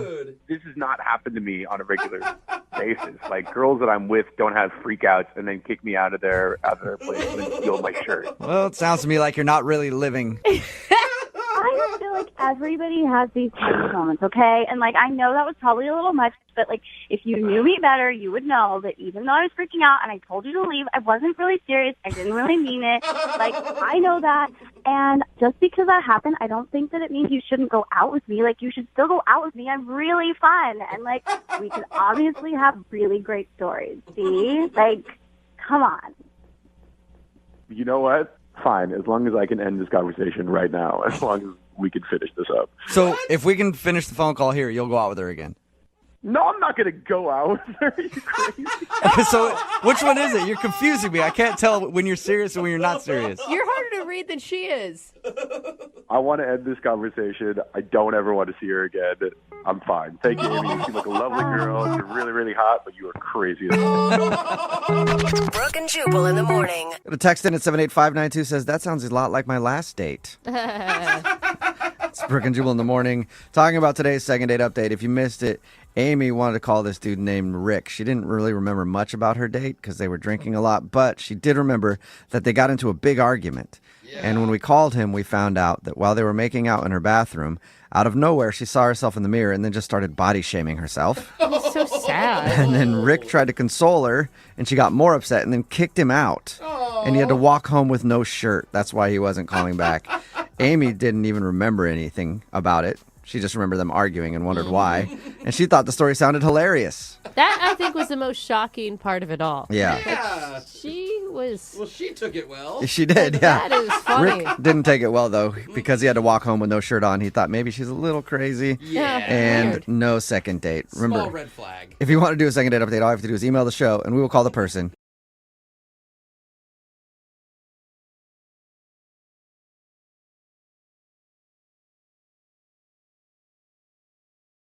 Are you single and feeling out of the loop? Put away that mouse and get out of the house. Join In the Loop, Seattle's brand new activities club just for singles. Go to intheloopsingles.com today. Moving 92.5. Brooke and Jubal's second date update. The girl on the phone to do a second date update today met the guy that she wants to call at the grocery store. I never think that actually happens. Oh, it happens. I actually got a phone number at the grocery store not that long ago. That's And I awesome. didn't even have to talk to the girl. I was behind her in line at the checkout counter. And the checker asked her for her rewards card number. And as she gave her rewards card number to the checker, I took it down in my phone behind her. Oh my God, that's so creepy. So creepy, but it's effective, and it worked. I did try to text her later and got nothing in response, which I thought was very rude. But apparently, yeah, some guy came up to Chelsea in the grocery store and asked her for her number. Hey, Chelsea, how are you? Hey, I'm good. How are you guys? Good. So are you disappointed that he didn't do it like I did? Yeah, that would have been surprisingly romantic. Yeah, no It kidding, is. right? Yep. I think what's even more shocking about a guy asking you out on the grocery store is that you actually found him attractive. Well, I know, right? Yeah. It was kind of amazing. Why is that? Are all guys at grocery stores ugly or something? No, just like the likelihood of you getting asked out at a grocery store is going to be by like some 50-year-old divorced dad that's kind of creepy. Like that it's actually someone. Where do you shop? Because I see like single dudes in the grocery store all the time. Well, yeah, but anytime, I mean, I get him on in the grocery store all the time, but chances are it's just not going to be someone I'm interested in. Yeah. Like a creep who's coming up to you talking about how to test melons or something. Like, you want to let you know how these melons are ripe? Okay, that's not unlike the conversation that me and this guy had. What? Really? He did not pull a melon line on you. It wasn't about melons. He brought up avocados and how he was having issues with them. Completely different than what I was saying. You're right. He was like riding the struggle bus about avocados. He was standing there with like 2 avocados in his hands, like looking back and forth and like not knowing how to tell if they were ripe. And I helped him with it. Okay. So he didn't approach you going, hey, you know how to squeeze these things properly? You actually saw him having trouble and helped him out. Yes. Okay, that's nice. And when did you guys actually exchange numbers and stuff? Well, I sort of helped him with avocados, and we laughed a little bit, and then I went away and kept grocery shopping. And then we ran into each other in a different part of the store. Uh-huh. And he said something really like, I still don't know about avocados. Like, it was horribly done, but very endearing, because it was clear he just wanted to talk more. So I was like, oh, I could help you with that anytime. I'm a much better flirt than he is. I don't know why this is turning me on, but it is. You're welcome. Thank you. So you had, it just sounds like an awkward exchange that you guys had. It was like charmingly awkward. Okay. It was like, okay, we're obviously attracted to each other, but don't know each other well enough to say anything. Yeah. So we'll talk about avocados. Did he ask for your number then? He did. So tell us about your date when you guys actually went out, or was the whole date at the grocery store? No, we just went on a coffee date. It was nice. He took me to this little, like, independent place I hadn't been before. Uh-huh. And I thought it went really well. We had a lot of, like, easy-flowing conversation. We both have, like, a few different weird jobs. Like, he works as a professional dog walker. Dude, those guys are impressive. And I work as a clown. What? You're a clown. That's awesome. Yeah. You currently work as a clown? Yeah, I currently work as a clown. I mean, not like currently, like this morning. I'm not dressed in clown clothes right now. Oh, interesting. That's cool. Yeah, I've never met a clown before. Yeah. Did he think that was really cool? Yeah, he thought it was fun. I told him some, like, funny stories about things that the kids say, and he's told me, like, silly things that his dogs have done. And That sounds so boring. Yeah. I don't say. It really does. I love kids and dogs. I'm just saying. I wish I could have been there for your conversation. yeah, it was great. So you guys bonded over your jobs. Yeah, our weird jobs. Okay. It was nice. It was really nice. And he was just, like, a good guy. If everything went really well, why do you think he's not calling you back? I'm not really sure. The only thing that I could really think of was that I said that I wasn't necessarily interested in getting married anytime soon. Mm-hmm. And I wonder if maybe he was like, that's like what he's on his mind, so we're just in different places. How did you say it, though? Did you harp on it? Was the whole thing like, oh, God, and I'm not interested in getting married ever? No. I wasn't like, my parents hate each other and left because they don't love me. I wasn't, like, weird about it. I was just like... The reason I don't want to get married is because I had a bad example of love growing up. Right, yeah. Like, I wasn't, like, a crazy person. Okay. I was just like, I have a lot of things I want to do in my life before I settle down and get married. Did he seem awkward after you said it? At the time, I didn't think of him as being awkward, but looking back on it, I'm like, I said that, and then I don't know how he feels about it. Is that because he quickly changed the subject or something? And I'm just not really exactly, I don't quite have a handle on it. Yeah, it doesn't sound like it's too bad. You might be overthinking that a bit. How many times have you tried to get a hold of him? Twice. I texted him the day after our date, and he texted me back and was just like, oh, I'm really busy this weekend. And then I texted him the next week, and he didn't text me back at all. Okay, so you haven't heard anything from him since that second text? Mm-mm. All right, well, we'll play a song, come back, call him, and get your second date update, all right? Okay, thank you. Brooke and Jubal in the mornings, second date update. Call now to win a $1,000 cash crate. 1-866-MOVE-925. Chelsea is on the phone with us, and today she wants to call a guy named Greg. They met at the grocery store, bonded over some avocados, ended up going out for coffee, and now he's not calling her back, and she has no idea why. Chelsea, I have a really good idea for you, actually. What is it? I say you don't do the second date update, okay? Why?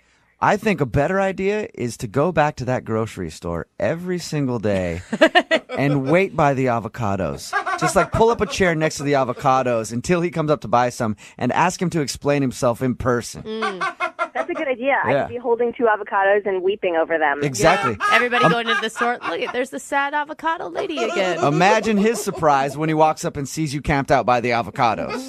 Yeah, guys love that. He'll definitely go on another date with you then. All right, well, never mind. I'll see you guys later. Yeah. All right, I'm about to dial the phone number right now. Any last thoughts before we get him on the phone? No, I don't think so. I'm ready. All right, I'm going to dial the phone number right now, see if we can get your second date update.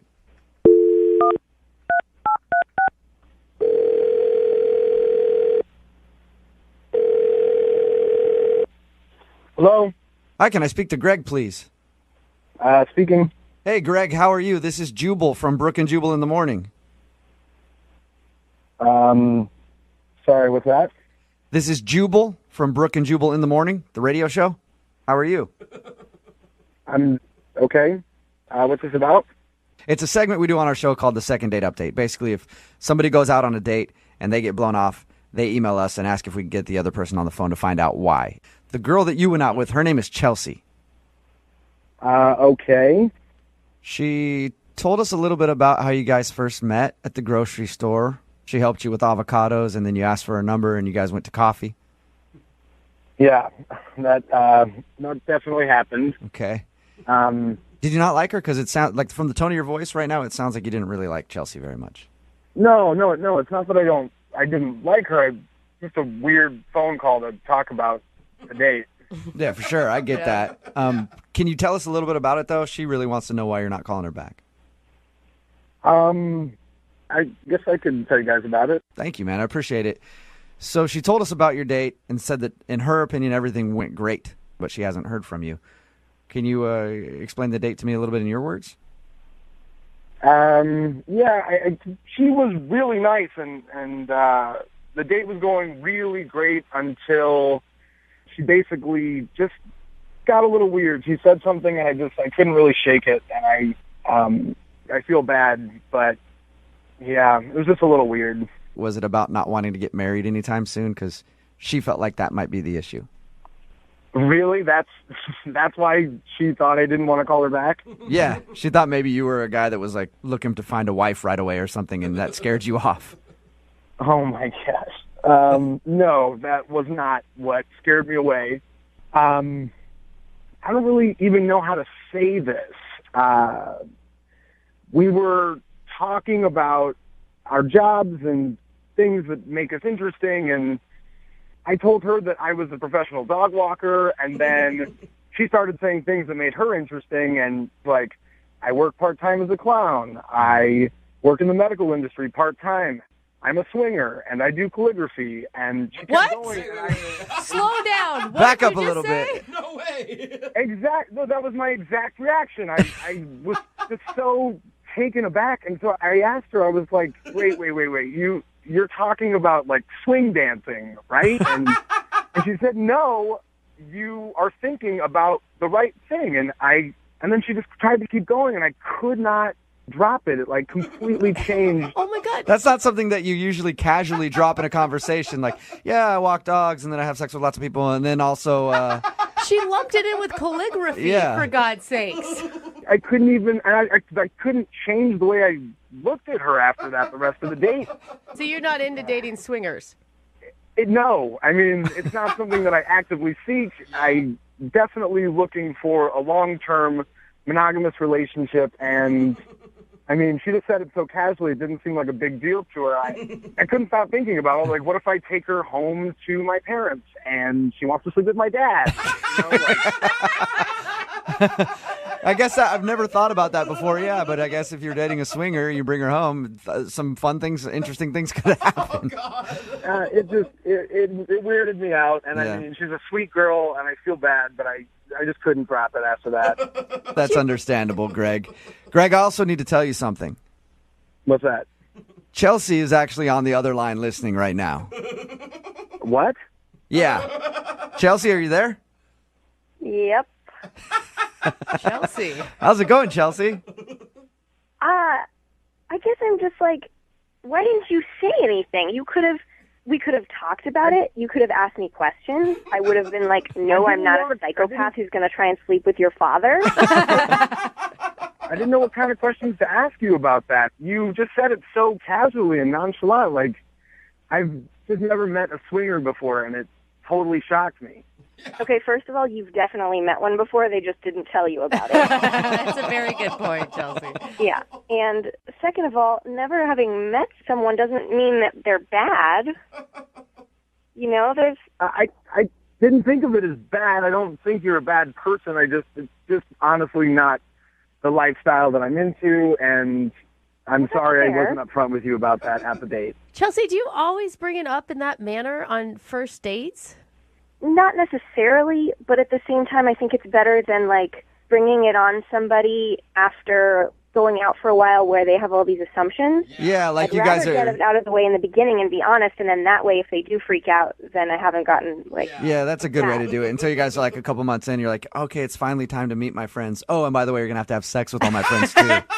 Right. But again, you wouldn't have to, like... Well, it's just ignorance. I don't think any of us really understand the swinging lifestyle. I've never been a part of it. It's always interested me. I think it's really cool that you're willing to do that, but I don't know anything about it, so that's just what I assume. I think what's surprising to me is that it didn't cross your mind that could be a potential reason why he's not calling you back. Well, yeah, no, I guess it didn't, because he didn't really have a reaction to it. Like, I told him all that stuff, and he was like, oh, a clown, eh? Like... That makes sense, then. Yeah. I just didn't want to focus on that, because it made me totally uncomfortable. I didn't know what to say about it. I appreciate the fact that you said it on the first date, and but I couldn't let it go.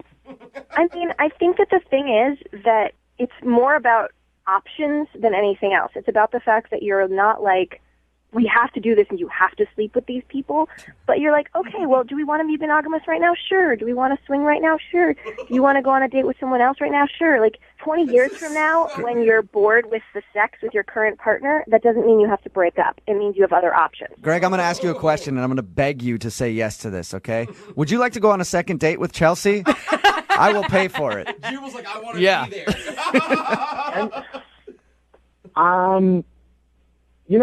You know what? Honestly, like, maybe I could be a little more open-minded, and of course, I would like to go on a second date. Yes! I would. Awesome. I'm really actually very surprised that you just said that. Yeah. Chelsea, are you cool with going out on another date with Greg? Maybe tell him a little bit more about your lifestyle so he can understand it more? Sure, if only to help spread the gospel of consensual non-monogamy. Consensual non-monogamy, I like that term. It does have a nice ring to it. All right, well, awesome. We'll send you guys out again. Sweet. All right, great. I got this great restaurant you go to. You put your keys at the door in a bowl. Brooke and Jubal in the morning.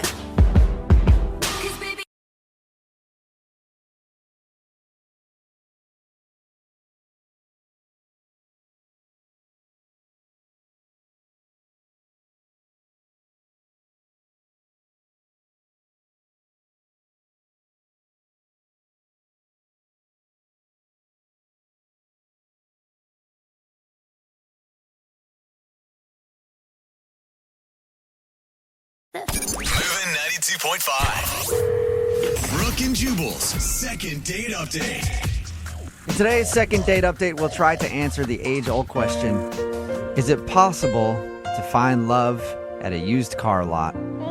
I know for me, I haven't found love, but I have found that if you're willing to put in the effort and add a little elbow grease to the situation, you can get that deal down by at least $100. No wonder you love buying new cars all the time. Gotta be willing to do the work, though. Yeah. Sort of like Alice, who's on the phone to do a second date update right now. She thinks she might have found love at a used car lot. For real? Yep. What's up, Alice? How are you? Hi, I'm good. How are you? Pretty good. So your email said that you met the dude you want to call today while buying a used car. That is true. And all I can see in my head is a really bad suit and really greasy hair. No, he was a good-looking guy. Okay. And what? I still don't believe you, but okay, continue. What's his name? Dent. Dense? Like you're dense in the head? No, Dent. D-E-N-T. Dent. His name is Dent, and he works at a car lot. Shut I up. know. No way. It's funny, I I think. guess he was born for the job. All right, so tell us a little bit about Dent. So I was shopping for a new car, just looking for something a little bit bigger, and we kind of just hit it off. And he asked me out for coffee, and we went out, and I have 2 kids, which can sometimes be an issue. Did you bring them along for coffee? No. Oh. They weren't with me at the time. But I didn't know how to bring it up because we just met. I didn't know if dating someone with 2 kids was going to be his thing. So I feel like he's a guy named Dent from a used car lot. He should just be lucky he's on a date. no, he was really cute. He was really funny. Okay, so Dent has a lot to offer. Okay. What did you like about Dent so much? I just liked talking to him about random things.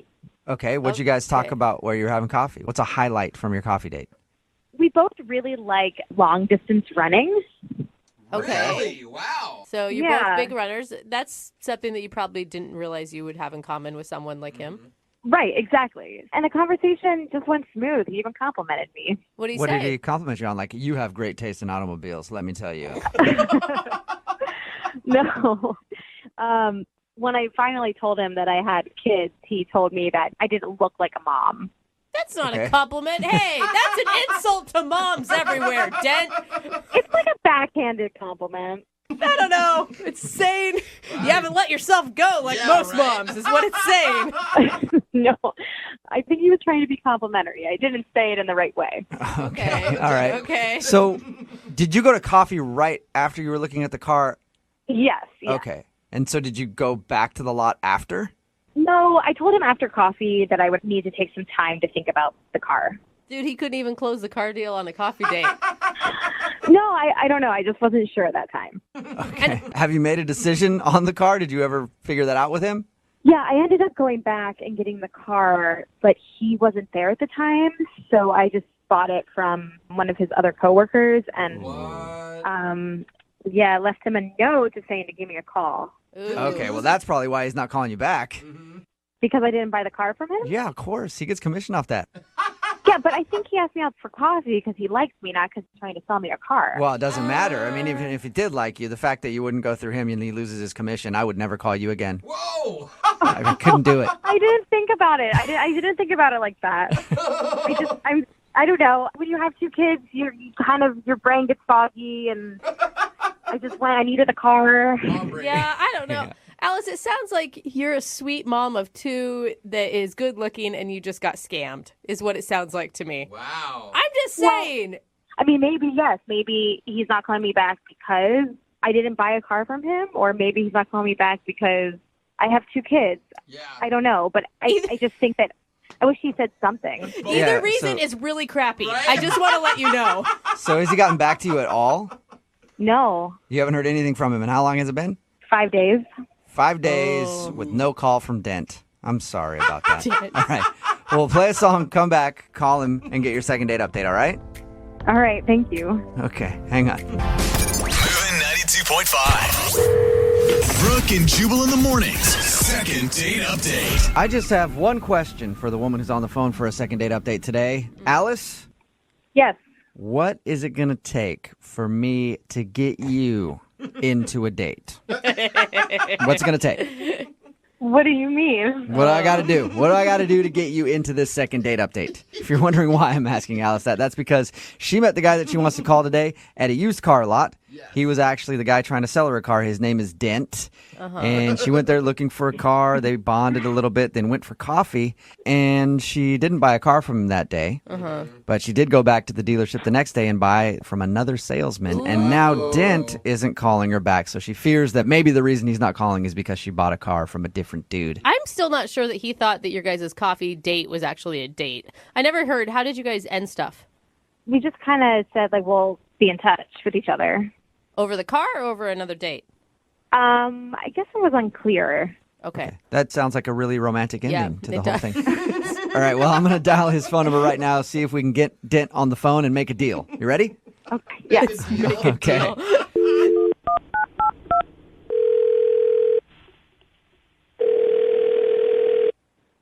Hello? Hey, may I speak to Dent, please? This is Dent. Hey, Dent, how are you? This is Jubal from Brooke and Jubal in the Morning. Who is this? Jubal from Brooke and Jubal in the Morning. It's a radio show. Okay. How'd you guys get my number? What's going on? Well, I got your number because I'm in the market for a Toyota Tercel. Oh, stop it. 1985, if you got it. Okay. Unfortunately, we don't have anything like that specifically on lot right now, but Dent. Dent, I'm not calling about a Toyota Tercel. No one is ever calling about a Toyota Tercel. Let's just say that right now. Okay, then what are you calling me about? Well, I'm calling because you recently went on a date with somebody, and they emailed us to get a hold of you. Okay. Went on a date? Yeah. We do a segment on our show called The Second Date Update. So you went out with a girl named Alice for coffee a little while ago. Oh, okay. Okay, I think I know what you guys are talking about. Okay. Okay, good. So you know Alice and you remember Alice. Yeah, I think so. If I'm thinking of the right person, yeah, I remember her. She's the one that wanted to buy a car from you, but then didn't buy a car from you? Yeah, how could I forget that? It sounds like you're not happy about that. Well, I am a car salesman, and we talked about buying a car, and then she didn't buy a car. So, yeah. Is that the reason that you're not calling her back, because she didn't buy a car from you? Okay, so let me just backtrack and explain what's going on here. So, yeah, I'm a car salesman, and yes, we talked about buying a car and went out to coffee, but here's the thing. I'm one of the best car salesmen on the lot, and then there's also, like, I'll call him my rival, but actually he's not really like my arch rival anything. He's like one of my best friends. We're like total bros. And kid you not, we seriously go 1-2 every month back and forth with deals and commissions and sales, yada, yada, yada, yada. It sounds like an exciting relationship you guys have. He's like, yeah, he's my best friend. It's always fun to like bounce back and forth and be like, ha, beat ya. Okay. And what does he have to do with any of this? So the guy she went and got the car from, after I set everything up, and was like, yes, going to get this sale in, she bought it from him. Oh, so you're pissed because she gave that dude a sale over you. I mean, it wasn't even that. That car sale is what put him over the month, and then so I ended up losing the month to him. Oh, that sucks. And on top of everything, he gets this big bonus that I've been so close to getting every month. So yeah, he walks away with my bonus, gets the deal. He's constantly rubbing this in my face and won't let it go. Wait, no. Can we all pause for a second? I mean, yeah, that sucks for work, but romantically, you didn't like the girl? Like, I don't get why that has anything to do with her. She didn't know any of that. I never said I liked her romantically, though. Oh. Well, she feels different. She thought that you were into her. Yeah. Look, I wasn't romantically interested. I'm gay. What? Oh. Whoa. Well, doesn't that change everything? That came out of nowhere. Yeah. Why didn't we just Apparently, start there? Nobody picked up on that, and she obviously didn't pick up on that. Yeah, so, like, sorry if that, like, didn't get communicated, but, yeah, it was, like, no intention to her. Really nice girl and everything, but, yeah, there's no way that's going to work out. Hey, you know who'd be really surprised to hear that? It's Alice, and she's actually on the other line listening right now and wants to talk to you. What are you talking about? She's on the phone? Yes, she is. Alice, you there? Hi. Hey. Dent is gay, if you didn't hear that. Yeah. Didn't really get that vibe from you when you asked me out for coffee and were flirting with me, but I guess that makes me feel better. I don't know. Yeah, sorry about that. I mean, like, no offense to you. It's just, yeah. Yeah, and I don't. Maybe there were signs and I didn't pick up on them, but I mean, I would hope so. It was like I talked about my partner half the time. I thought you were talking about your business partner. No, talking about my husband. Oh my God, dude, you really weren't trying to pick up on her, Jen. No. I still thought like maybe you were like, well, still leading her on just for the sale. But if you're talking about your partner half the time, Well, then I don't understand why you said you thought I was attractive. I mean, like, you are. You're a pretty woman, but yeah, it's just, I can look at someone and say they're pretty, can't I? I don't know. Does your partner approve of that, Dent?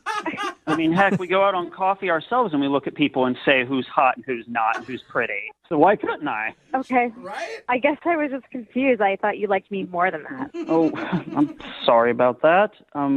But you know who might actually be interested, might be able to help you out there? The guy you bought the car from? Yeah. I can guarantee you he's single and he would be interested. Ever since you bought the car, he hasn't shut up about it, or you. Oh, wow. Really? whoa, you are quite the salesman, Dent. See? Thank you. He's getting Can I have my bonus for it? Yeah, sorry, you still lose out on the bonus. But Alice, would you like to go on a second date with Dent to the car lot to meet that other dude that sold you the car so you could go out with him maybe? Ooh. You know what? Why not? Awesome. I love playing matchmaker. I can promise you I will get you guys in contact within like the next hour. Oh, wow, okay. You do work quick, Dent. That's my specialty. All right. Well, I'll tell you what, Alice, congratulations. I think you got a second date out of the second date update. Guess I did. Yeah. Yeah. Not what I was expecting, but it turned out wonderful. I hope so. And Dent, next time I buy a car, I'm buying it from you.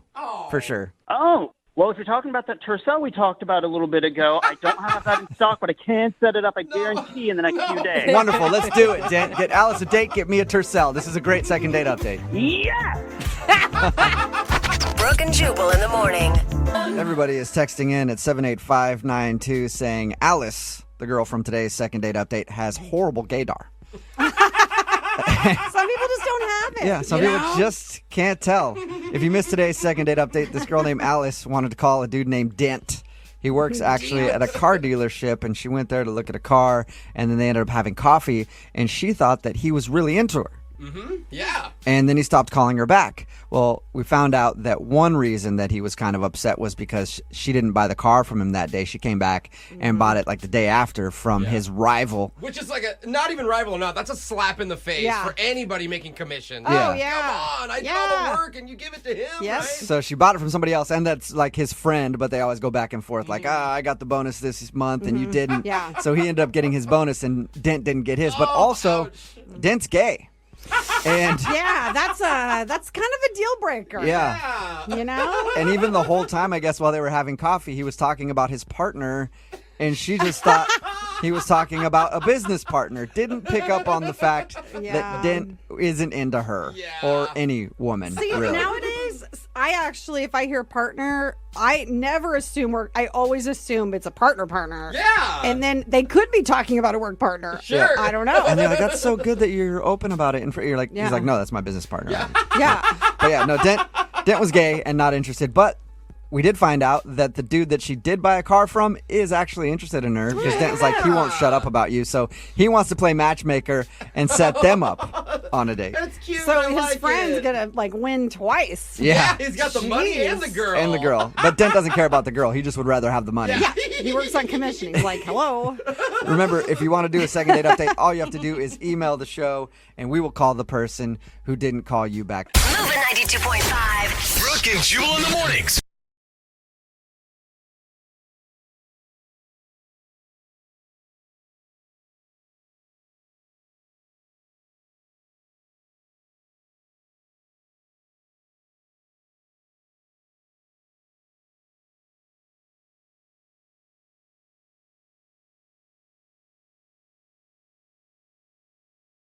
Moving 92.5. Second date update. All right, we got an email from a woman named Michelle who wants to do a second date update today. And Michelle must be calling us from the 1990s. Why? Because she met a cute guy at a laundromat. Oh, my God. Did she also send you an email from her AOL account? Probably. Let me guess, Michelle. You both listened to your Walkman together, and then you bought matching tracksuits, took the subway home, and watched Fresh Prince of Bel-Air on TiVo. Oh, you were spying on us. Okay, great. Yeah, okay. I knew it. Well, it sounds like a cute story. So what's the name of this guy that you met? His name is Ryder. Oh, Ryder. man. Already, Wow. Ryder. Well, he's not from the 90s, that's for sure. I'd date a Ryder, too. I mean, I get it. You don't even have to know about him. So tell us about how you met Ryder. Yeah, I mean, we met at a laundromat. It was very much like a meet cute because like I needed quarters and the change machine wasn't working. Always. Yeah, and I got frustrated and this cute guy noticed and asked if he could help. And he was like, well, I have quarters if you have cash. So, like, I really only brought $1, but I needed 6 quarters. Oh, man. So now you're a poor laundromat girl. Yeah. Yep. And I was like, I have this $1. And he smiled at me and he gave me 6 quarters. And then he pointed at me and he was like, you owe me. You know what I mean? Oh, that's Oh, my gosh. I hope you were like, do you have a roll of quarters in your pocket? Or I don't know about this. That is actually adorable. Is it? It Is it really? I like it. Oh I my don't know. God. I feel Ryder, and like he had the perfect amount of quarters, and he was it's there too at the right perfect is what it time. is, Brooke. What Who cares? Just let us enjoy life, No, Jeffrey. I don't know if it's from doing this show too much, but we've heard so many of these dating You're stories. I jaded. immediately have PTSD about this. I feel like All there right, must be ulterior Jeffrey? motives with this. I feel like I'm going to Calm screw this up, down. Michelle. Calm Honestly, I feel down. like I'm going to screw this up for you. And if I talk with you, then he No. must have some weird motive. Like he wanted to We you know, get it. meet We get you it. and like wash your panties for you in there or something like that. Whatever he's up to. Michelle, you know what I'm saying? You deserve better, Michelle, okay? You deserve He just gave her 2 extra quarters, Jeffrey. No, I'm saying you deserve to have a host who's not jaded like me, who's actually open to real love and a real love story. So you know what? I'm reclusing myself from this second date update. Jeff, you I'm gonna leave the room, Brooke. You're the lead You know what, host of Brooke? the show. You take over. No, he's I'm literally done. leaving. I'm sorry, So Michelle. dumb. Jeff, you Why made is fun. this? Okay, Yeah, come back. and Oh my he God. left the room, but He that's shut the fine. doors. That's fine. I am so into your story right now. Wow. How did you guys go out on a date? I don't care about Jeffrey's issues. Well, yeah, I mean, like, I did my laundry, and then he comes over to me, and he gives me his card, and he's like, you know, when you're ready to repay me, you can buy me a beer. Okay, now I'm leaving. This guy's setting you up. No, I'm kidding. No. That's cute, actually. So you actually called him because that's always the nervous point. Like, yeah. you know, do I actually do it? Did you text him? You called him? Well, look who's walked back in the door. Okay, listen, you guys keep interrupting her story. I know sorry. Jeffrey is back, okay? They're going for a beer now. That's where we're at, Jeffrey. Jeffrey's going Oh, through it. really? Yeah. It's just a beer, dude. It's just a okay. beer. He's mad. Oh. Like, oh man, you must have been traumatized because this is like, I feel like a very normal story, and It really is, Jeff. Let her. Okay, Hear her out. No, Okay. go ahead. I'm sure it was very romantic. What did you do? We're at the bar now. Okay, so we're at the bar, and we have a really good time. Turns out that we both really love movies, and so we talked a lot about Parasite, because that was, like, both of our favorite yeah. movies I still within the haven't past seen year. that. Yeah. Oh, it's so good. You have to see it. It's so good. So we talked a lot about that, and then, I mean, he ends up spending the night at my place. Oh, okay. So we went from Parasite right back to your place. Like, oh, you like Yeah. movies, I like movies, let's sleep together. Parasite got you going. Isn't that like a horror movie where people are sewed together? I wouldn't call it a horror movie, Okay. but it's very good. Okay, you have to see Okay, it. wait. How did you guys get back to your place? Did you invite him? Yeah, I did, yeah. I mean, it just felt right. It did feel right. Did you it? know, it just, yeah. Jeff is not shocked All that right. you guys slept together at all. So how was it? I mean, you don't have to give us all the details, but Yeah, good. Yeah, I'm not going to go into a lot of details, but I had a great time. Good. Okay. Best 2 minutes of your life, I'm guessing? All right. Oh, maybe I need to leave the room again. No! Stay here. Sorry, keep going, Michelle. Tell me more about... Aren't you glad that he didn't kill me or something? Like, just be happy. Well, that would be different from at least all the other dates that we've heard, so I would have taken that, but that's okay. Yeah, you'd be talking to a ghost. Yeah, how would she be on the phone? Now that would be a cool second date update. Okay. But no, let's go back to this. Okay, so you slept with him, and then what? Oh my God. Yeah, so then in the morning, I woke up and just like a dumb rom-com, he was gone. So, yeah. Did he tell you beforehand? I mean, he did hand you a business card that he had work in the morning. No, it really wasn't discussed. It was a big bummer. So it was such a cute, like, little meeting, and, like, our date was really nice, and everything was really nice. So I'm just sort of worried he's kind of like a player, which is why I'm turning to you guys. I need a little bit of help through this. I think Jeff agrees with that statement. I mean, I kind of do too. Not I as don't intense know. as Jeff, I but mean- he kind of got what he quote unquote wanted, and then now he moved I'm sure he'll, find you at the airport and go past security, meet you at the gate, stop you from boarding a plane, play like a boombox outside of your window till you fall in love. But I won't know until we call him. So let's play a song. We'll come back and we'll get your second date update. Okay, Michelle? Okay. All right, if you're just tuning in for the second date update, I probably need to apologize. Yeah. Because an incident happened in the first part there where I got so upset I had to leave the room. Yeah. And it's not because of anything our listener Michelle did. She sounds lovely, actually. Yeah, she does. And she met a guy at a laundromat when the change machine happened to be broken. It's just that I've been so jaded by this show. Like, I've heard so many of these cheesy, rom-com-y love stories on the second dates, and I just don't buy it anymore. Oh, Jeff, you gotta you have gotta faith in love, bro. Hope is important in life, you know? But it's especially whenever we call a guy, because we'll call them, it turns out, they set up some elaborate, like, shady scheme to trick women into thinking that they've had this romantic chance encounter, and then they manipulate their emotions to slide into their DMs, and next thing you know, he's spending the night not calling her back, which, surprise, he did. Yeah, and I his name is know. Ryder. Okay. So, no I see- surprise there. There are a lot of red flags here. I understand, but with you on that I'm one, just Jeff. pushing by him. Pushing by him. I'm looking at the positive. You're cool Jeffrey. with men manipulating women just to sleep with them. That's what you're saying. As long as the women are okay being manipulated, All I right. suppose. Brooke is pro-manipulation. I am not. But anyway, I'm sorry, Michelle, for getting so heated. I want good things to happen for you. Thank you. No, it's not. I genuinely want good things to happen for you. I'm just worried because whenever we do calls like this, there's always some weird thing that the guy has in his back pocket. It's like he's done this 20 times over the last Yeah, but week. here's the thing. She's the one that invited this guy to her house. He didn't invite her over. All you need is for it to work one time, for them to have one genuine connection and find love, and that's what we're here for, Jeff. Okay, no, That's a lot of pressure. I know. It is 1 in a million. We but were just there's going for a still second one. date, Yeah. so don't worry. Okay. Okay. So I am sorry, Michelle, okay? No, I am sorry that I triggered you in a very specific way. Yeah. Very specific. In the laundromat way.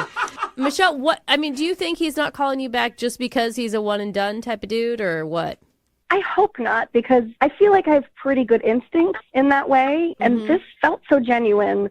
I'd have to re-examine everything that I already know about men. Do you know what I mean? Well, all I know is that you're either going to be calling a psychologist after this, or I'm probably going to have to go to one, depending on what he says. I should probably have it anyway. Yeah. That sounds like it, actually. I guess I do need to talk to someone. Not very stable around here, Jeff. All right, but let's knock this out first. I'm going to dial Ryder's phone number. You ready? I am. Okay, here we go.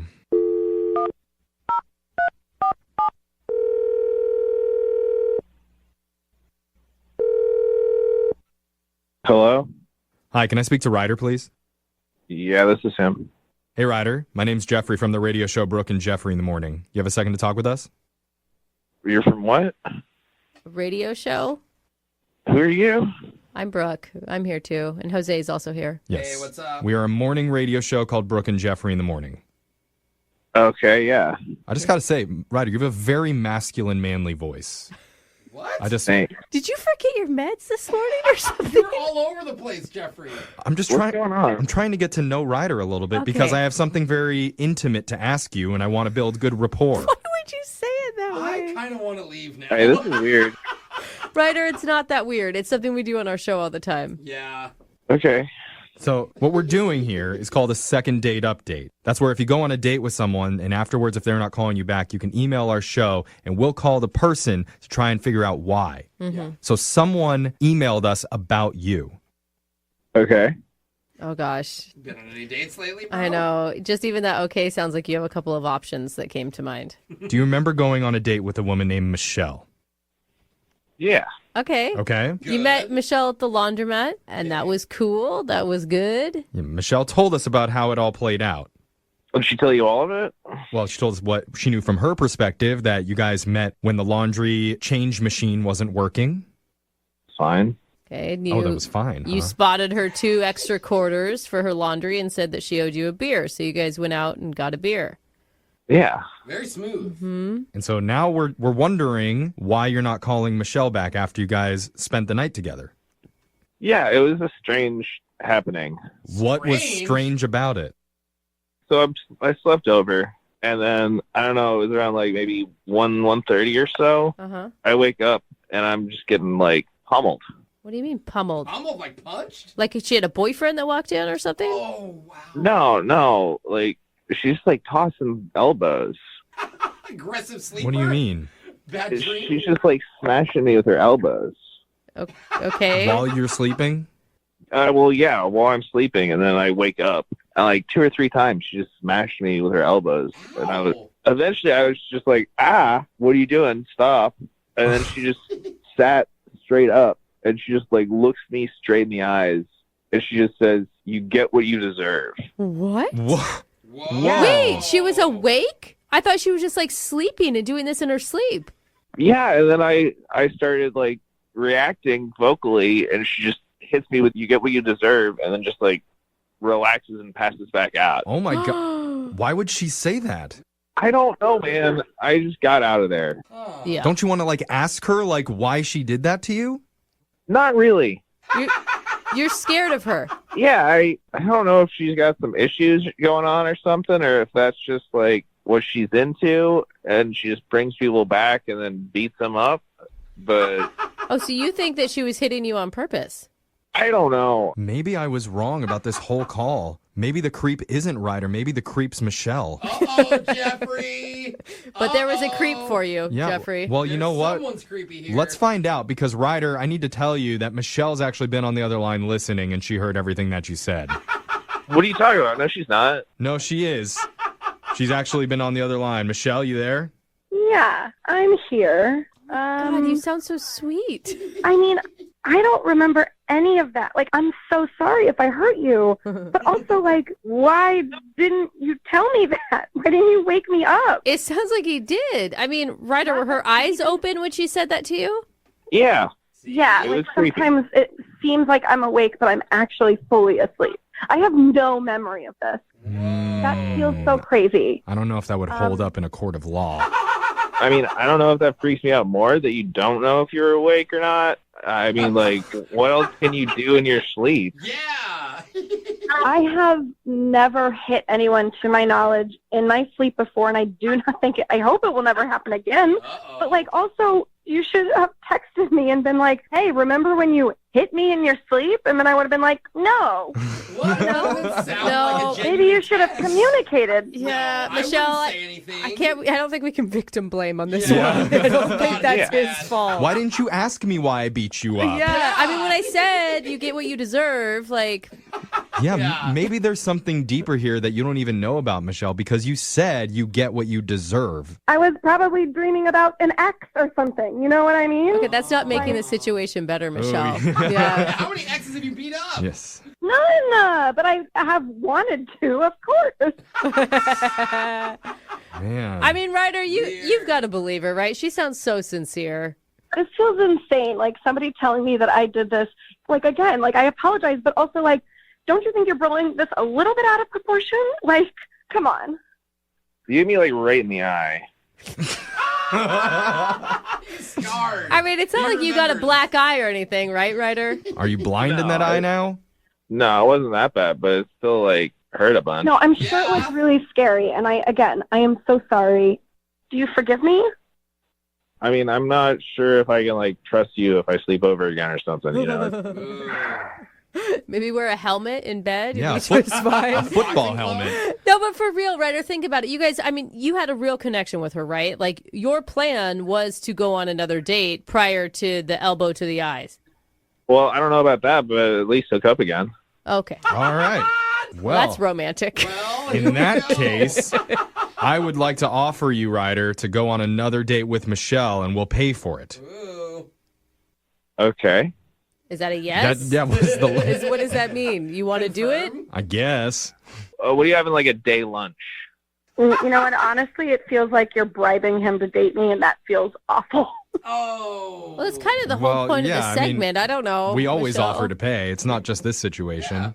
Yeah, but the way he said yes to that just to get like a free lunch is like, I don't know. That feels bad. So you don't want to date now? Is that what you're saying, Michelle? It sort of seems like he's kind of a wussy if he can't handle this. I'm not a big person, you know?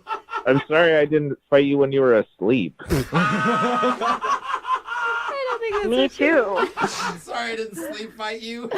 Yeah. All right. Well, I'll take lunch for two if that's the option. No, Ryder, that's not how it works, man. So I'm sorry, no second date for either of you, but it sounds like, Michelle, you didn't want one anyway now, so. Yeah, no, it's okay. I enjoyed our time together. I'm sorry you're missing out on more of me. All right. Well, have a good one. All right. You see, this is how love should go. Severe disappointment and just a teensy bit of physical assault. Oh, my God. Now it's back to normal. There we go. I love it. Moving 92.5. Falling in love in this world is hard enough. Okay. But what would it be like to fall in love in another realm? Whoa, cool. Could you imagine what that must look like? Not really. I can't. I don't what even know. dost thou art looketh like, my fair maiden?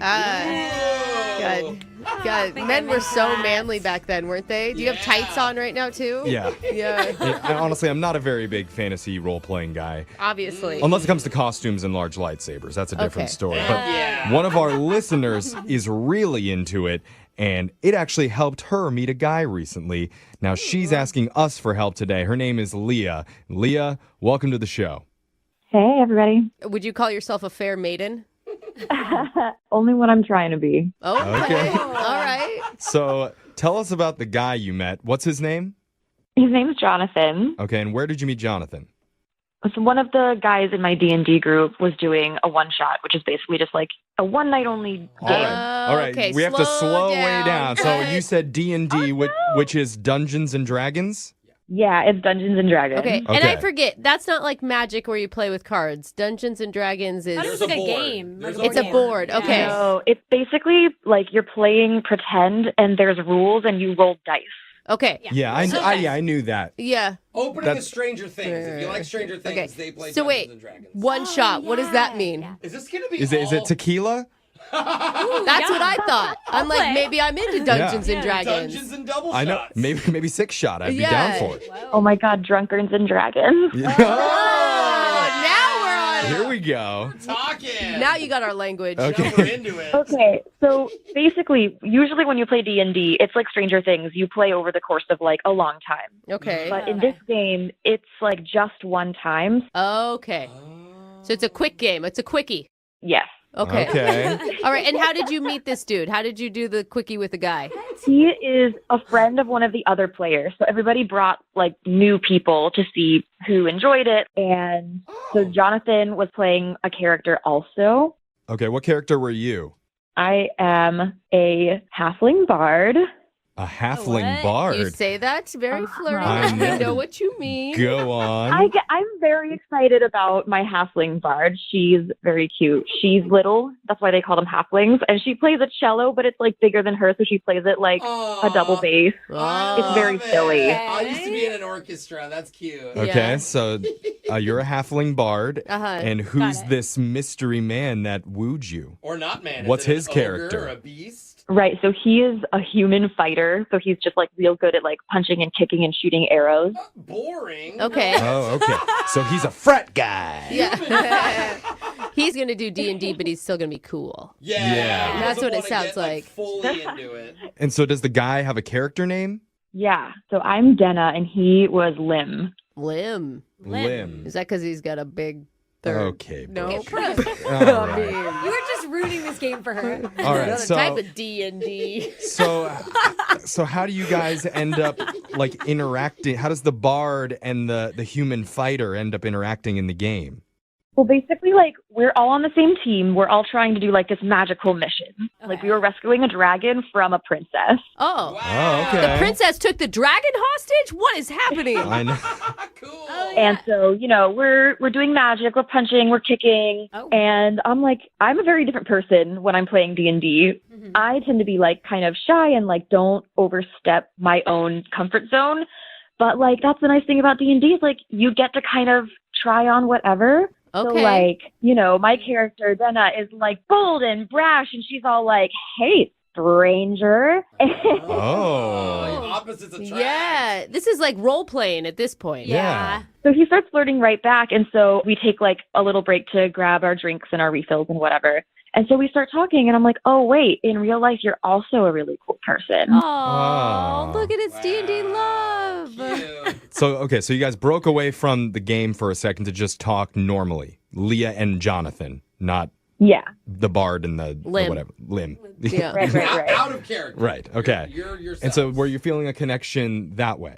Yeah, I was. And I think I got some signals that he was too. I mean, after the game, we actually went and we got a beer. Oh, so that's a date. Yeah. So was there any romance when you guys got the drinks? I mean, I felt something, but I didn't act on it. Like, I really felt like there might have been a moment where, like, maybe a kiss could happen, but I didn't really see anything from him, you know, and I didn't want to, like, overstep. Oh, you needed to bring out your inner half-wing bard lady. Yeah, you should have transformed into the bard and kissed him right on the mouth. Yeah. Like a naughty little bard does. Take your cello out. Oh, no, I couldn't. Yeah, you could. You could. Well, maybe Leah couldn't, but the halfling bard could. Whip out the board game. So have you reached out to him? I texted him to see if he wanted to hang out again. I phrased it so vaguely, of course, but he hasn't really gotten back to me. Okay. Maybe you were just too vague then. Maybe that's the thing. He didn't understand you didn't want to LARP. You wanted to actually hang It's possible, yeah. And I don't mean to stereotype, but my guess is with the D&D dudes, like, you need to be pretty upfront with what... I mean, I just don't think they probably pick up on small flirting cues You're saying they don't all the expect time. women to hit on them? Yeah. I'm trying to be nice. Okay, And Brooke- that's his big stereotype. Brooke I is mean, thinking maybe- of like elementary school kids playing D&D. This is just a guy that showed up for a one-off. I'm not trying to be mean. I'm asking if you think that's the case. Yeah, no, I definitely don't think that he's like the stereotypes or anything. I think he just seemed like a cool guy. Oh, that's good. All right. Okay. Well, let's find out for sure. We're going to play a song. We'll come back. We'll call Jonathan for you, and we'll attempt to cast a charm spell on him when we do your second date. We said it wrong, didn't we? I think we said it wrong. No, I think it really landed. Oh, okay. It was perfect. It was perfect, she says. Okay? Oh, okay. We're going to do it right after this. Hold on. Just a warning for our halfling bard on the phone. This second date could be a rough one. So you may need to double knot your chastity belt. Or You're doing that? maybe release it. I don't know. I'm not sure what's going to happen here. What I do know is that one of our listeners, Leah, met a guy named Jonathan while playing Dungeons and Dragons at a friend's house.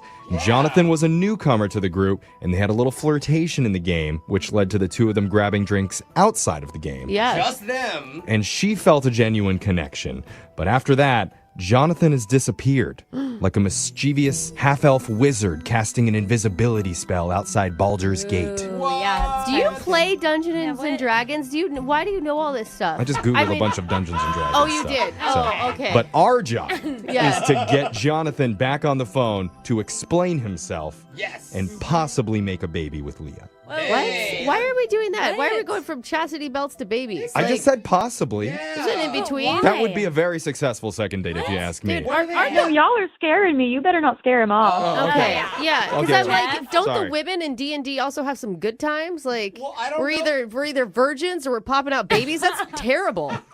No, there are no babies in D&D. What's that? Oh, sorry. Thank you. Jeff, get with it. Okay, that's my fault. But Yeah. we're just going to call Jonathan and see if he wants to go out on another date. How's that? All right, let's do it. Okay. We'll try not to embarrass you too much. Yeah. Leah. I'm going to dial Jonathan's number right now. Here we go.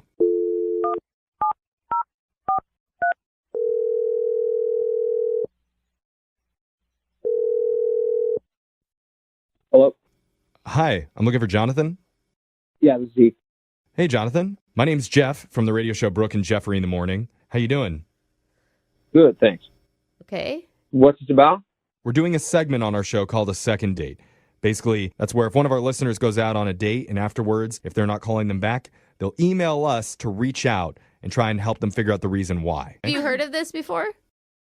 No, I haven't, but I mean, that sounds cool. It sounds like very marketable, great idea. Thanks. Okay. Yeah. Wow. Awesome. I like you, I don't Jonathan. know why, but I'm very impressed by you. Yes. Or do we just like him because he's complimenting us? Whatever. Either way. We'll take it, Jonathan. We don't get very many of those on this show. So back to the second date. Recently, you met a listener of our show who had a great time with you and has been trying to get in touch, but has been having a little bit of difficulty with it. Her name's Leah. Yeah, that name sounds familiar. Yeah. Okay. Do you remember her? You played Dungeons and Dragons with her? Yep, I do. Yes, she was a halfling bard, and I guess you were a human fighter, a very sexy one, Limb. according to her. That sounds fitting. Oh. Hey, Now Okay. we're complimenting him. I I know. like that. I like where this is going, Jonathan. God, this relationship is great so far. I don't know. This D&D stuff really does work. Like I the know. libido gets going. Yeah. That's so. Not over here. Yeah. Is it just me? And I are like, yes. All right. So wait. So the reason that we're doing this whole phone call is because Leah wants to understand why, after you guys had a really nice time together, she's been having such a hard time getting a hold of you. Because she wants to see you again. Well, yeah, she's an interesting person. I like Leah. I think that she was nice. She's a little intense, but then again, so is camping. Camping? Camping is intense? It's intense, you guys. Oh. Wait, what's camping? It's a joke. Inside tents. Camping, and he's funny, too. Okay. Zach plays D&D and make jokes. Dude, he's smart separately. and he's Yeah. funny. But I thought it was another D&D thing Yeah. you do. No, I got that one right away. But what makes you say that Leah's intense? I didn't get that impression from her. Like, she's into the game, obviously. But why do you say intense? Well, I'm not sure if she was nervous or something like that, but right when we got there, I mean, I think she was still coming off the high of the game, but she started trash talking me a little bit in a way. Like, hey, man, had you not been on my team, I would have owned you. I'd have, like, slept on your corpse. And I was like, Oh, wow. Slept on your corpse. That's intense. Wait, did that make you laugh, though? well, nervously. So, I mean, apparently she was part of this necro napper group thing. They pull on like some sort of like slay and sleep, apparently. Wait, Wait, is this in D&D or is this necro group outside of D&D? Like necro. They would like kind of do it like a slay and sleep, like they would just destroy people in the game, and then they would like sleep on the corpses and just weird stuff. I still can't tell if this is like real life slaying people and sleeping on them, or is this like D&D world? It's in the game. Has to be, or they're murderers. It's very important to clarify though, because I'm having a hard time. Whatever it was just a turnoff. I mean, I like her as a person, and I enjoyed spending time with her, but whatever it was, it just seems to me that she would probably be better off with somebody who's in a D&D as much as she is. Yeah. Okay. I mean, I feel like, because we spoke to her for a little bit, Jonathan, and she sounds like a very nice person to us, and I think she may have just been caught up in the game. You guys had just come from playing. And she did describe that her game character, whatever you call it in D&D, is very different than who she is in real life. She did say that. That is true. Well, I just felt like D&D was her life. And no, I'm not sure if I'm looking for somebody like that. Okay. Okay. Maybe she would say differently. Maybe she would. Let's find out, because I need to tell you, Jonathan, Leah is on the other line listening, and she wants to talk to you. Oh. Careful, she's going to take a nap on you if you sound too dead. Leah, are you there? Oh, I am so embarrassed. Oh, sweetie, it's okay. So, Jonathan, Leah's there. She's been listening to this entire conversation. I think she's bright red. Yeah, I'm really glad this is radio. See ya. Yeah, we don't want to see the corpse that you're sleeping Oh, on. come on. Oh. Oh. Hey, listen, Leah, I'm just telling the truth. I'm not meaning any harm or any foul. But, I mean, hey, if you want to explain your side and just kind of get an understanding from me, like, I would love to hear that. Wow, he is. That's really reasonable. like We him. need you on this show. Yeah, I don't know. I guess I got a little too into it. I didn't mean to scare you off like that. I hope that you're not like turned off from D&D also. Maybe explain the necro napper thing. I mean, okay, it's just this really silly thing that like one of the other guys and me in the group thought of in a previous game where it's like, yeah, we slay our enemies and then we're going to like take a relaxing nap. I promise it's funny in a game, but like, yeah, outside Can of... I help just a little bit? And I think I can compare this and make this sound a little less weird. In Fortnite, after you kill someone, if you want to be toxic, you can dance over their body. Oh, that's terrible. So too. I think it's the Isn't same that a kid concept. game? Yes, it is. What is happening? It's like Yeah, my showing little brother off. You, plays you that. get your kill and you're like, ha, I got you. And then you do an emote is what it's called. So I feel like you're doing the same thing. It's just a lot more dark. Good news, it's a relaxing nap. Jonathan, There you go, bro. does any of this make you feel a little bit better about Leah? Partially. Okay. Okay. We're getting somewhere. That's Inching better. the right way. Yeah, sure. I mean, it was just skinning things and wearing them was kind of weird, but What? I guess it's because I didn't understand it. And if you explained it to me that you're like not this person that goes and does this on a regular basis in real life, then I would probably. Okay. Leah, can you assure him of that? Yeah, oh my gosh, no. I work at a post office. I don't like dance. Yeah, that on- doesn't help. Yeah. That doesn't help. There's been some incidents at post offices over the years, so. I don't think they dance at all. I mean, Jonathan, don't you feel like outside of the D&D world and all the D&D lingo, did you have a fun time with Leah? Oh, absolutely. Oh, that's a great Okay. answer. Yeah, and maybe next time when you guys meet up, there can be no D&D involved whatsoever, so you just get to know the two of you as regular human people. Yep. Well, I'll tell you what, Leah, do you really like Dungeons and Dragons like a lot? I mean, yeah. It doesn't mean Well, that I like listen- have to have it be my whole life. Well, I like normal Leah when we just kind of sat down and had a good time. So how about I give you a shot where I actually can just sit down with Dungeons and Dragons Leah and just listen and understand how you got started in that. Oh. I'm not sure. Wait, are you asking her out? Like, how No. about I give you a shot? No, like, what- that was a little... I think what he's saying is he already knows he likes normal Leah.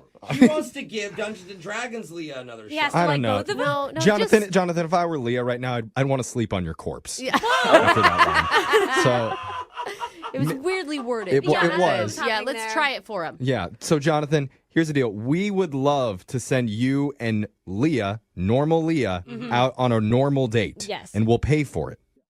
Really? Yeah. That sounds good. Okay, that's a yes. You agree? Yeah? As, Yeah, that as you sounds kind of good. said in the game, I accept thy maiden. Ah. Hey! Maybe don't start the game right now. There's definitely going to be some corpses slept on after this.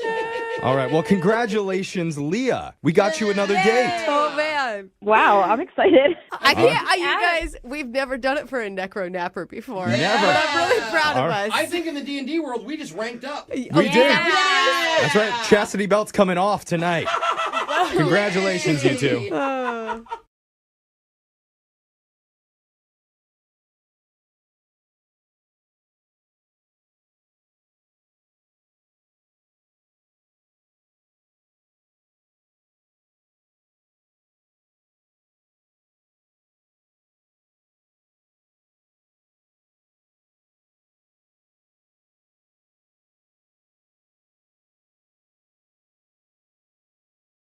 Need LASIK? Trust the experienced team at the LASIK Center at Evergreen Eye Center. No glasses, no contacts, no limits. What will you do?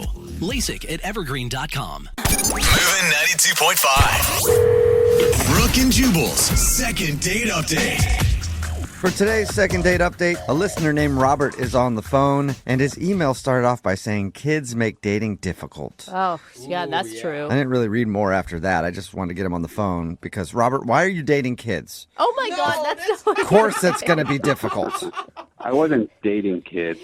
difficult and illegal. Yeah, there's a Yeah. lot of things wrong with that, Yeah. Robert. No, actually, I have a kid. I'm a single parent. Oh. Makes sense. Makes so much more sense now, Robert. All right. And- Okay, you have a kid and somehow it made a date difficult for you? Yes. Okay, what happened? So I met this young lady, Rebecca, online. Okay, and were you upfront right from the beginning that you were a father? Yes, I was. Actually, she's also a single parent, so I thought right off the bat we had that commonality. Right, and who better to understand how dating is difficult when you're a single parent than another single parent dating? Exactly. And it's hard enough right now to even like have the time to even manage to meet someone, let alone finding a match, just like scheduling wise with work. Yeah, it's got to be a lot to handle. So you met her on a dating app? Yeah, we were chatting. Eventually I had a plan to meet for dinner. And right before, about an hour and a half before the date, I forgot about my son's b-ball game. And he had a game that night, and I felt awful. I had to call Rebecca to cancel. I was, very apologetic. And did you have to cancel because you just wanted to be there or because you had to take him to the basketball game? I forgot that I had to take him to the game. Man. Why don't you just put him on the bus and go do whatever you want to do? Well, that actually could work. How old is this kid? He's 6 years old. Okay, so that won't work. Never mind. Yeah. You got to be 7 to ride the bus by himself. Yeah. All right. So you called her to cancel? Yeah. And to my surprise, she suggested, well, why don't we both go? Oh, yeah. She's a mom. She probably understands your struggle. Cool. Yeah. I was somewhat shocked. I thought, how cool is that? She was, why not use my 6-year-old's basketball game as a dating opportunity? Yeah. So I figured, she was just really cool to even suggest that. Yeah, that's cool. It shows that she's pretty easygoing. How was the date at your kid's basketball game then? It was really good. She was very supportive. Did you get seats right up front? Some good seats. He got courtside at the 6-year-old basketball game. We had front row seats. She was cheering him on. Really cool. Every time they had the ball, every time he had the ball, very supportive. Was he like, who's this strange lady cheering me on, Dad? Actually, they met right before the game, so it wasn't that weird. Okay. That's good. At halftime, I should mention this, there was a little romance that actually ensued during the game. Okay. What happened? She, she got a little hungry. I said, I'll be right back. I'll get some food. And she was like, I'll tell you what, if you bring me some popcorn, I'll give you a kiss. And I was like, back in a flash. They didn't even have popcorn? You had to, drive to a movie theater to find some? Pretty much. I had to leave. Yeah, pretty much. So she gave me a kiss when I got back. The second half started. She was cheering. My kids' team lost, unfortunately. That's probably why she's not calling you back. She wants a winner. Mm-hmm. Probably. Actually, Rebecca was saying, good job, very consoling, even, they lost. And that's where like, don't lie to the kid. He played terrible. No. She was really cool, I have to say. And I was, I was even thinking, wow, this is wife material. Oh, wow. Okay. Whoa. That's quick. Okay. That's a quick jump. Well, our first date where, she's hanging out with me and my kid. We went to dinner afterwards and we had, a great conversation. Our kids have a lot in common. They're only a couple of years apart. Did your son come to dinner with you guys too? Yeah, he came with us, and it was a lot of fun. She was asking him a lot of questions about school, about sports, and, he was very comfortable with her. So, I couldn't help but think that this would be a possible, candidate here. Okay, well, other than just the kid stuff, did you like her? Did she seem like you? Yeah, it seemed like we had a spark. She wouldn't have given me a kiss, I don't think, if she didn't like me. Good point. Yeah. Very good point. I don't know. Popcorn's pretty good. I do a lot of things for popcorn. That's true. Yeah. That's true. All right. How did everything end with her then? I dropped her off, said goodnight. She gave me a hug. She said goodbye to my son, and here we are. That was 2 weeks ago. I haven't heard from her. I've been trying to get a hold of her, text her. I called her once. Huh. So it's, just really disappointing. Like I said earlier, it's really hard to find a time to meet someone. I don't know, if I might have said something to offend her. Or, it's really frustrated. Okay, well, we'll play a song, come back, and then call her and get your second date update, all right? Sounds good. Okay, man, hang on. Moving 92.5. Brooke and Jubal in the mornings. Second date update. If you're just tuning in for today's second date update, Robert is on the phone, and he took the girl that he wants to call today, her name is Rebecca, to a sporting event. Always a good idea, unless, of course, it's a 6-year-old's basketball game. What was the score, by the way, Robert? 9-6? Seriously. It's actually even less than that. All right. Good job, kids. Good job. If you're just tuning in, Robert actually forgot that he had his kid the night that he scheduled a date with Rebecca. She has a kid too. And he had to take him to a basketball game. And Rebecca actually was like, fine, I'll go. So they went to the basketball game and then had dinner after. He said everything went great. He even got a kiss in the middle of the game. And now she's not calling him back and he can't figure out why. You ready to get her on the phone, Robert?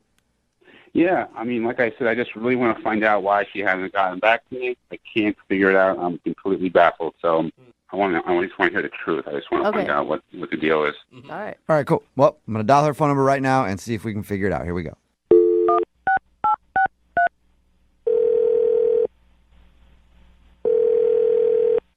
Hello? Hey, is this Rebecca? Yes. Hello, Rebecca. Pleasure to make your acquaintance. What are you doing? That's how people talk on the phone. Who is this? Hey, this is Jubal from Brooke and Jubal in the Morning. It's a radio show. Yeah, sorry about that. What? Who is this, really? My name is Jubal from Brooke and Jubal in the Morning. It's a radio show. I talk like people do. Understand it. You're calling me from the radio right now. Yes. Yes. How are you?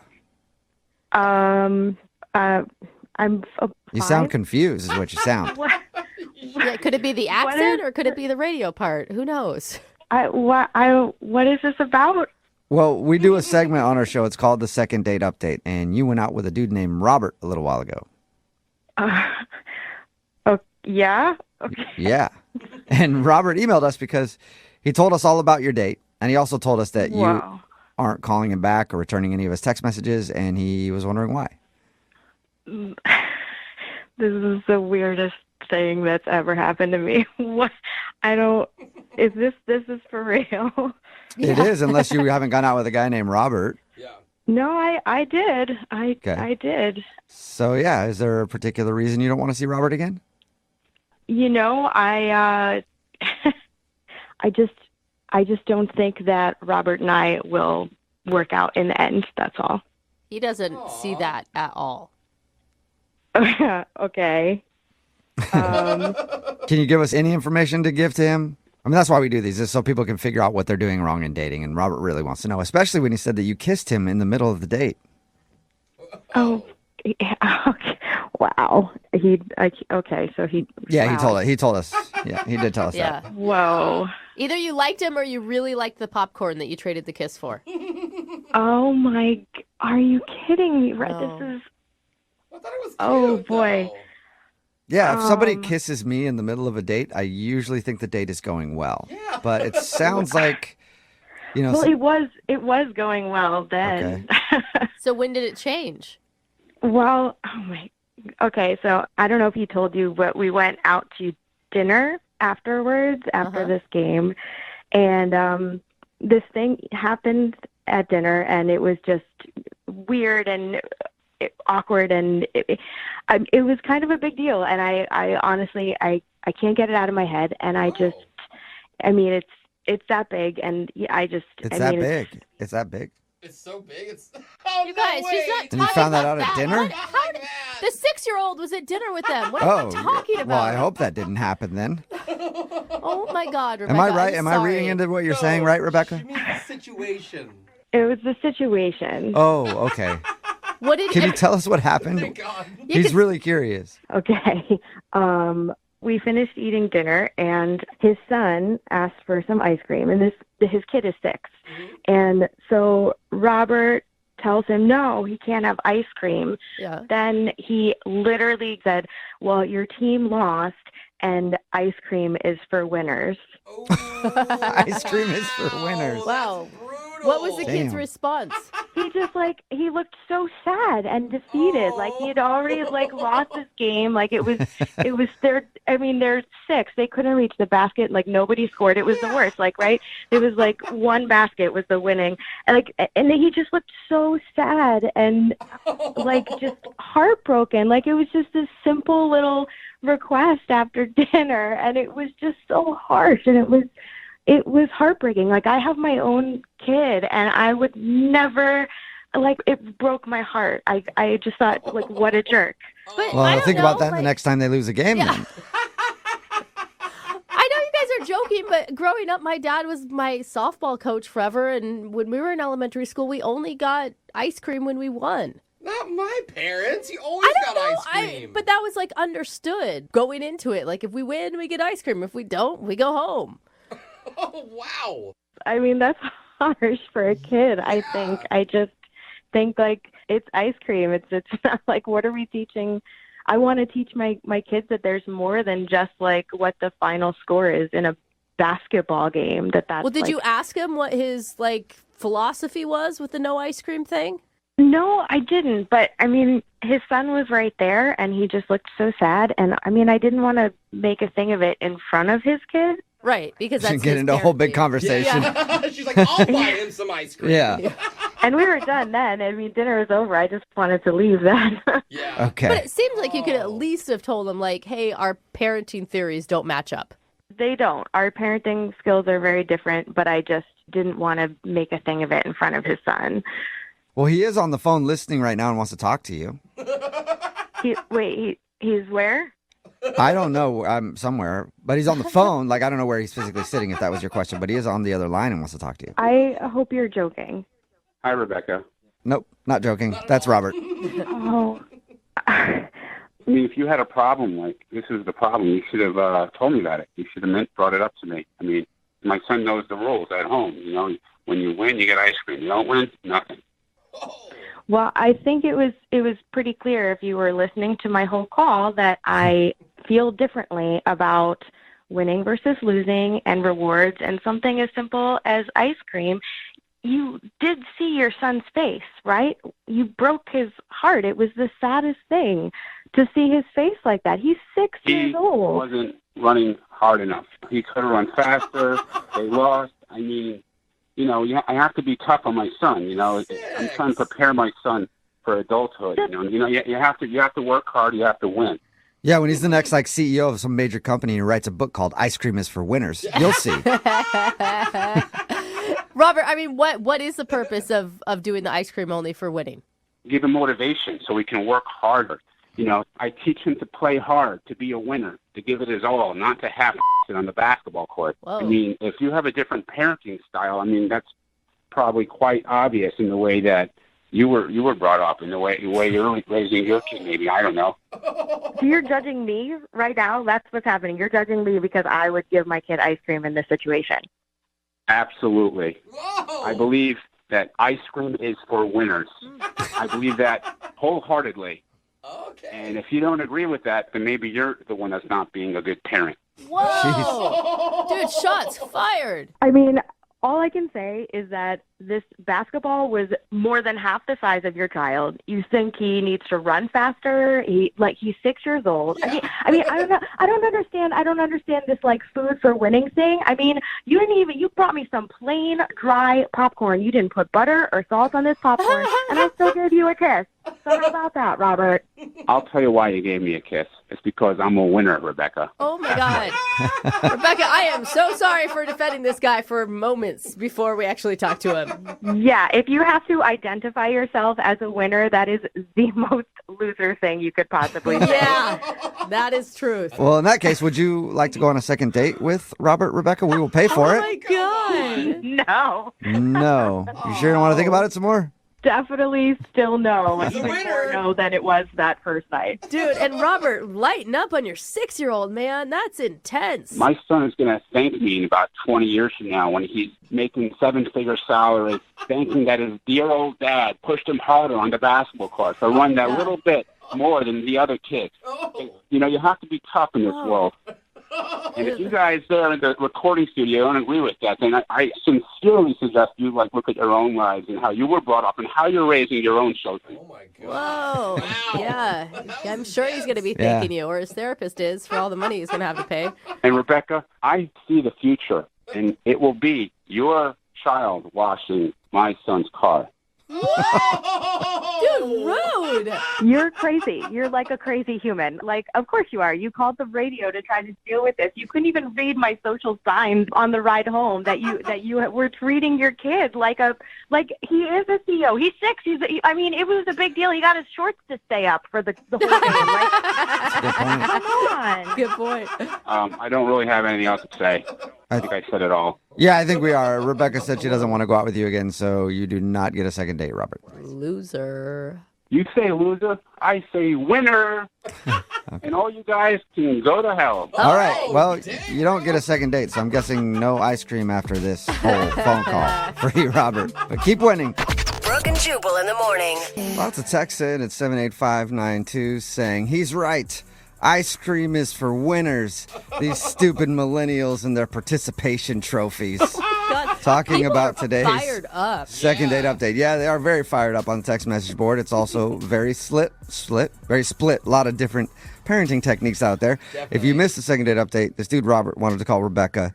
He's a single father. She's a single mother. He scheduled a date, but he forgot that he had to take his son to his basketball game that night. And she was like, well, I'll just come with you. Mm-hmm. So they went. He actually got a kiss at halftime, but she stopped calling him back. And the reason was because after they went to the game, they went out to dinner, and his son wanted ice cream, and he just said, sorry, ice cream is for winners. Yeah. Which is a quote that will now go down in second date history. Totally. And she said she didn't like the fact that he wouldn't get his son ice cream because he didn't win the game, so she didn't want to go out with him again. But yeah, it's very split on the text message board. Some people are saying like, I agree, ice cream is for winners.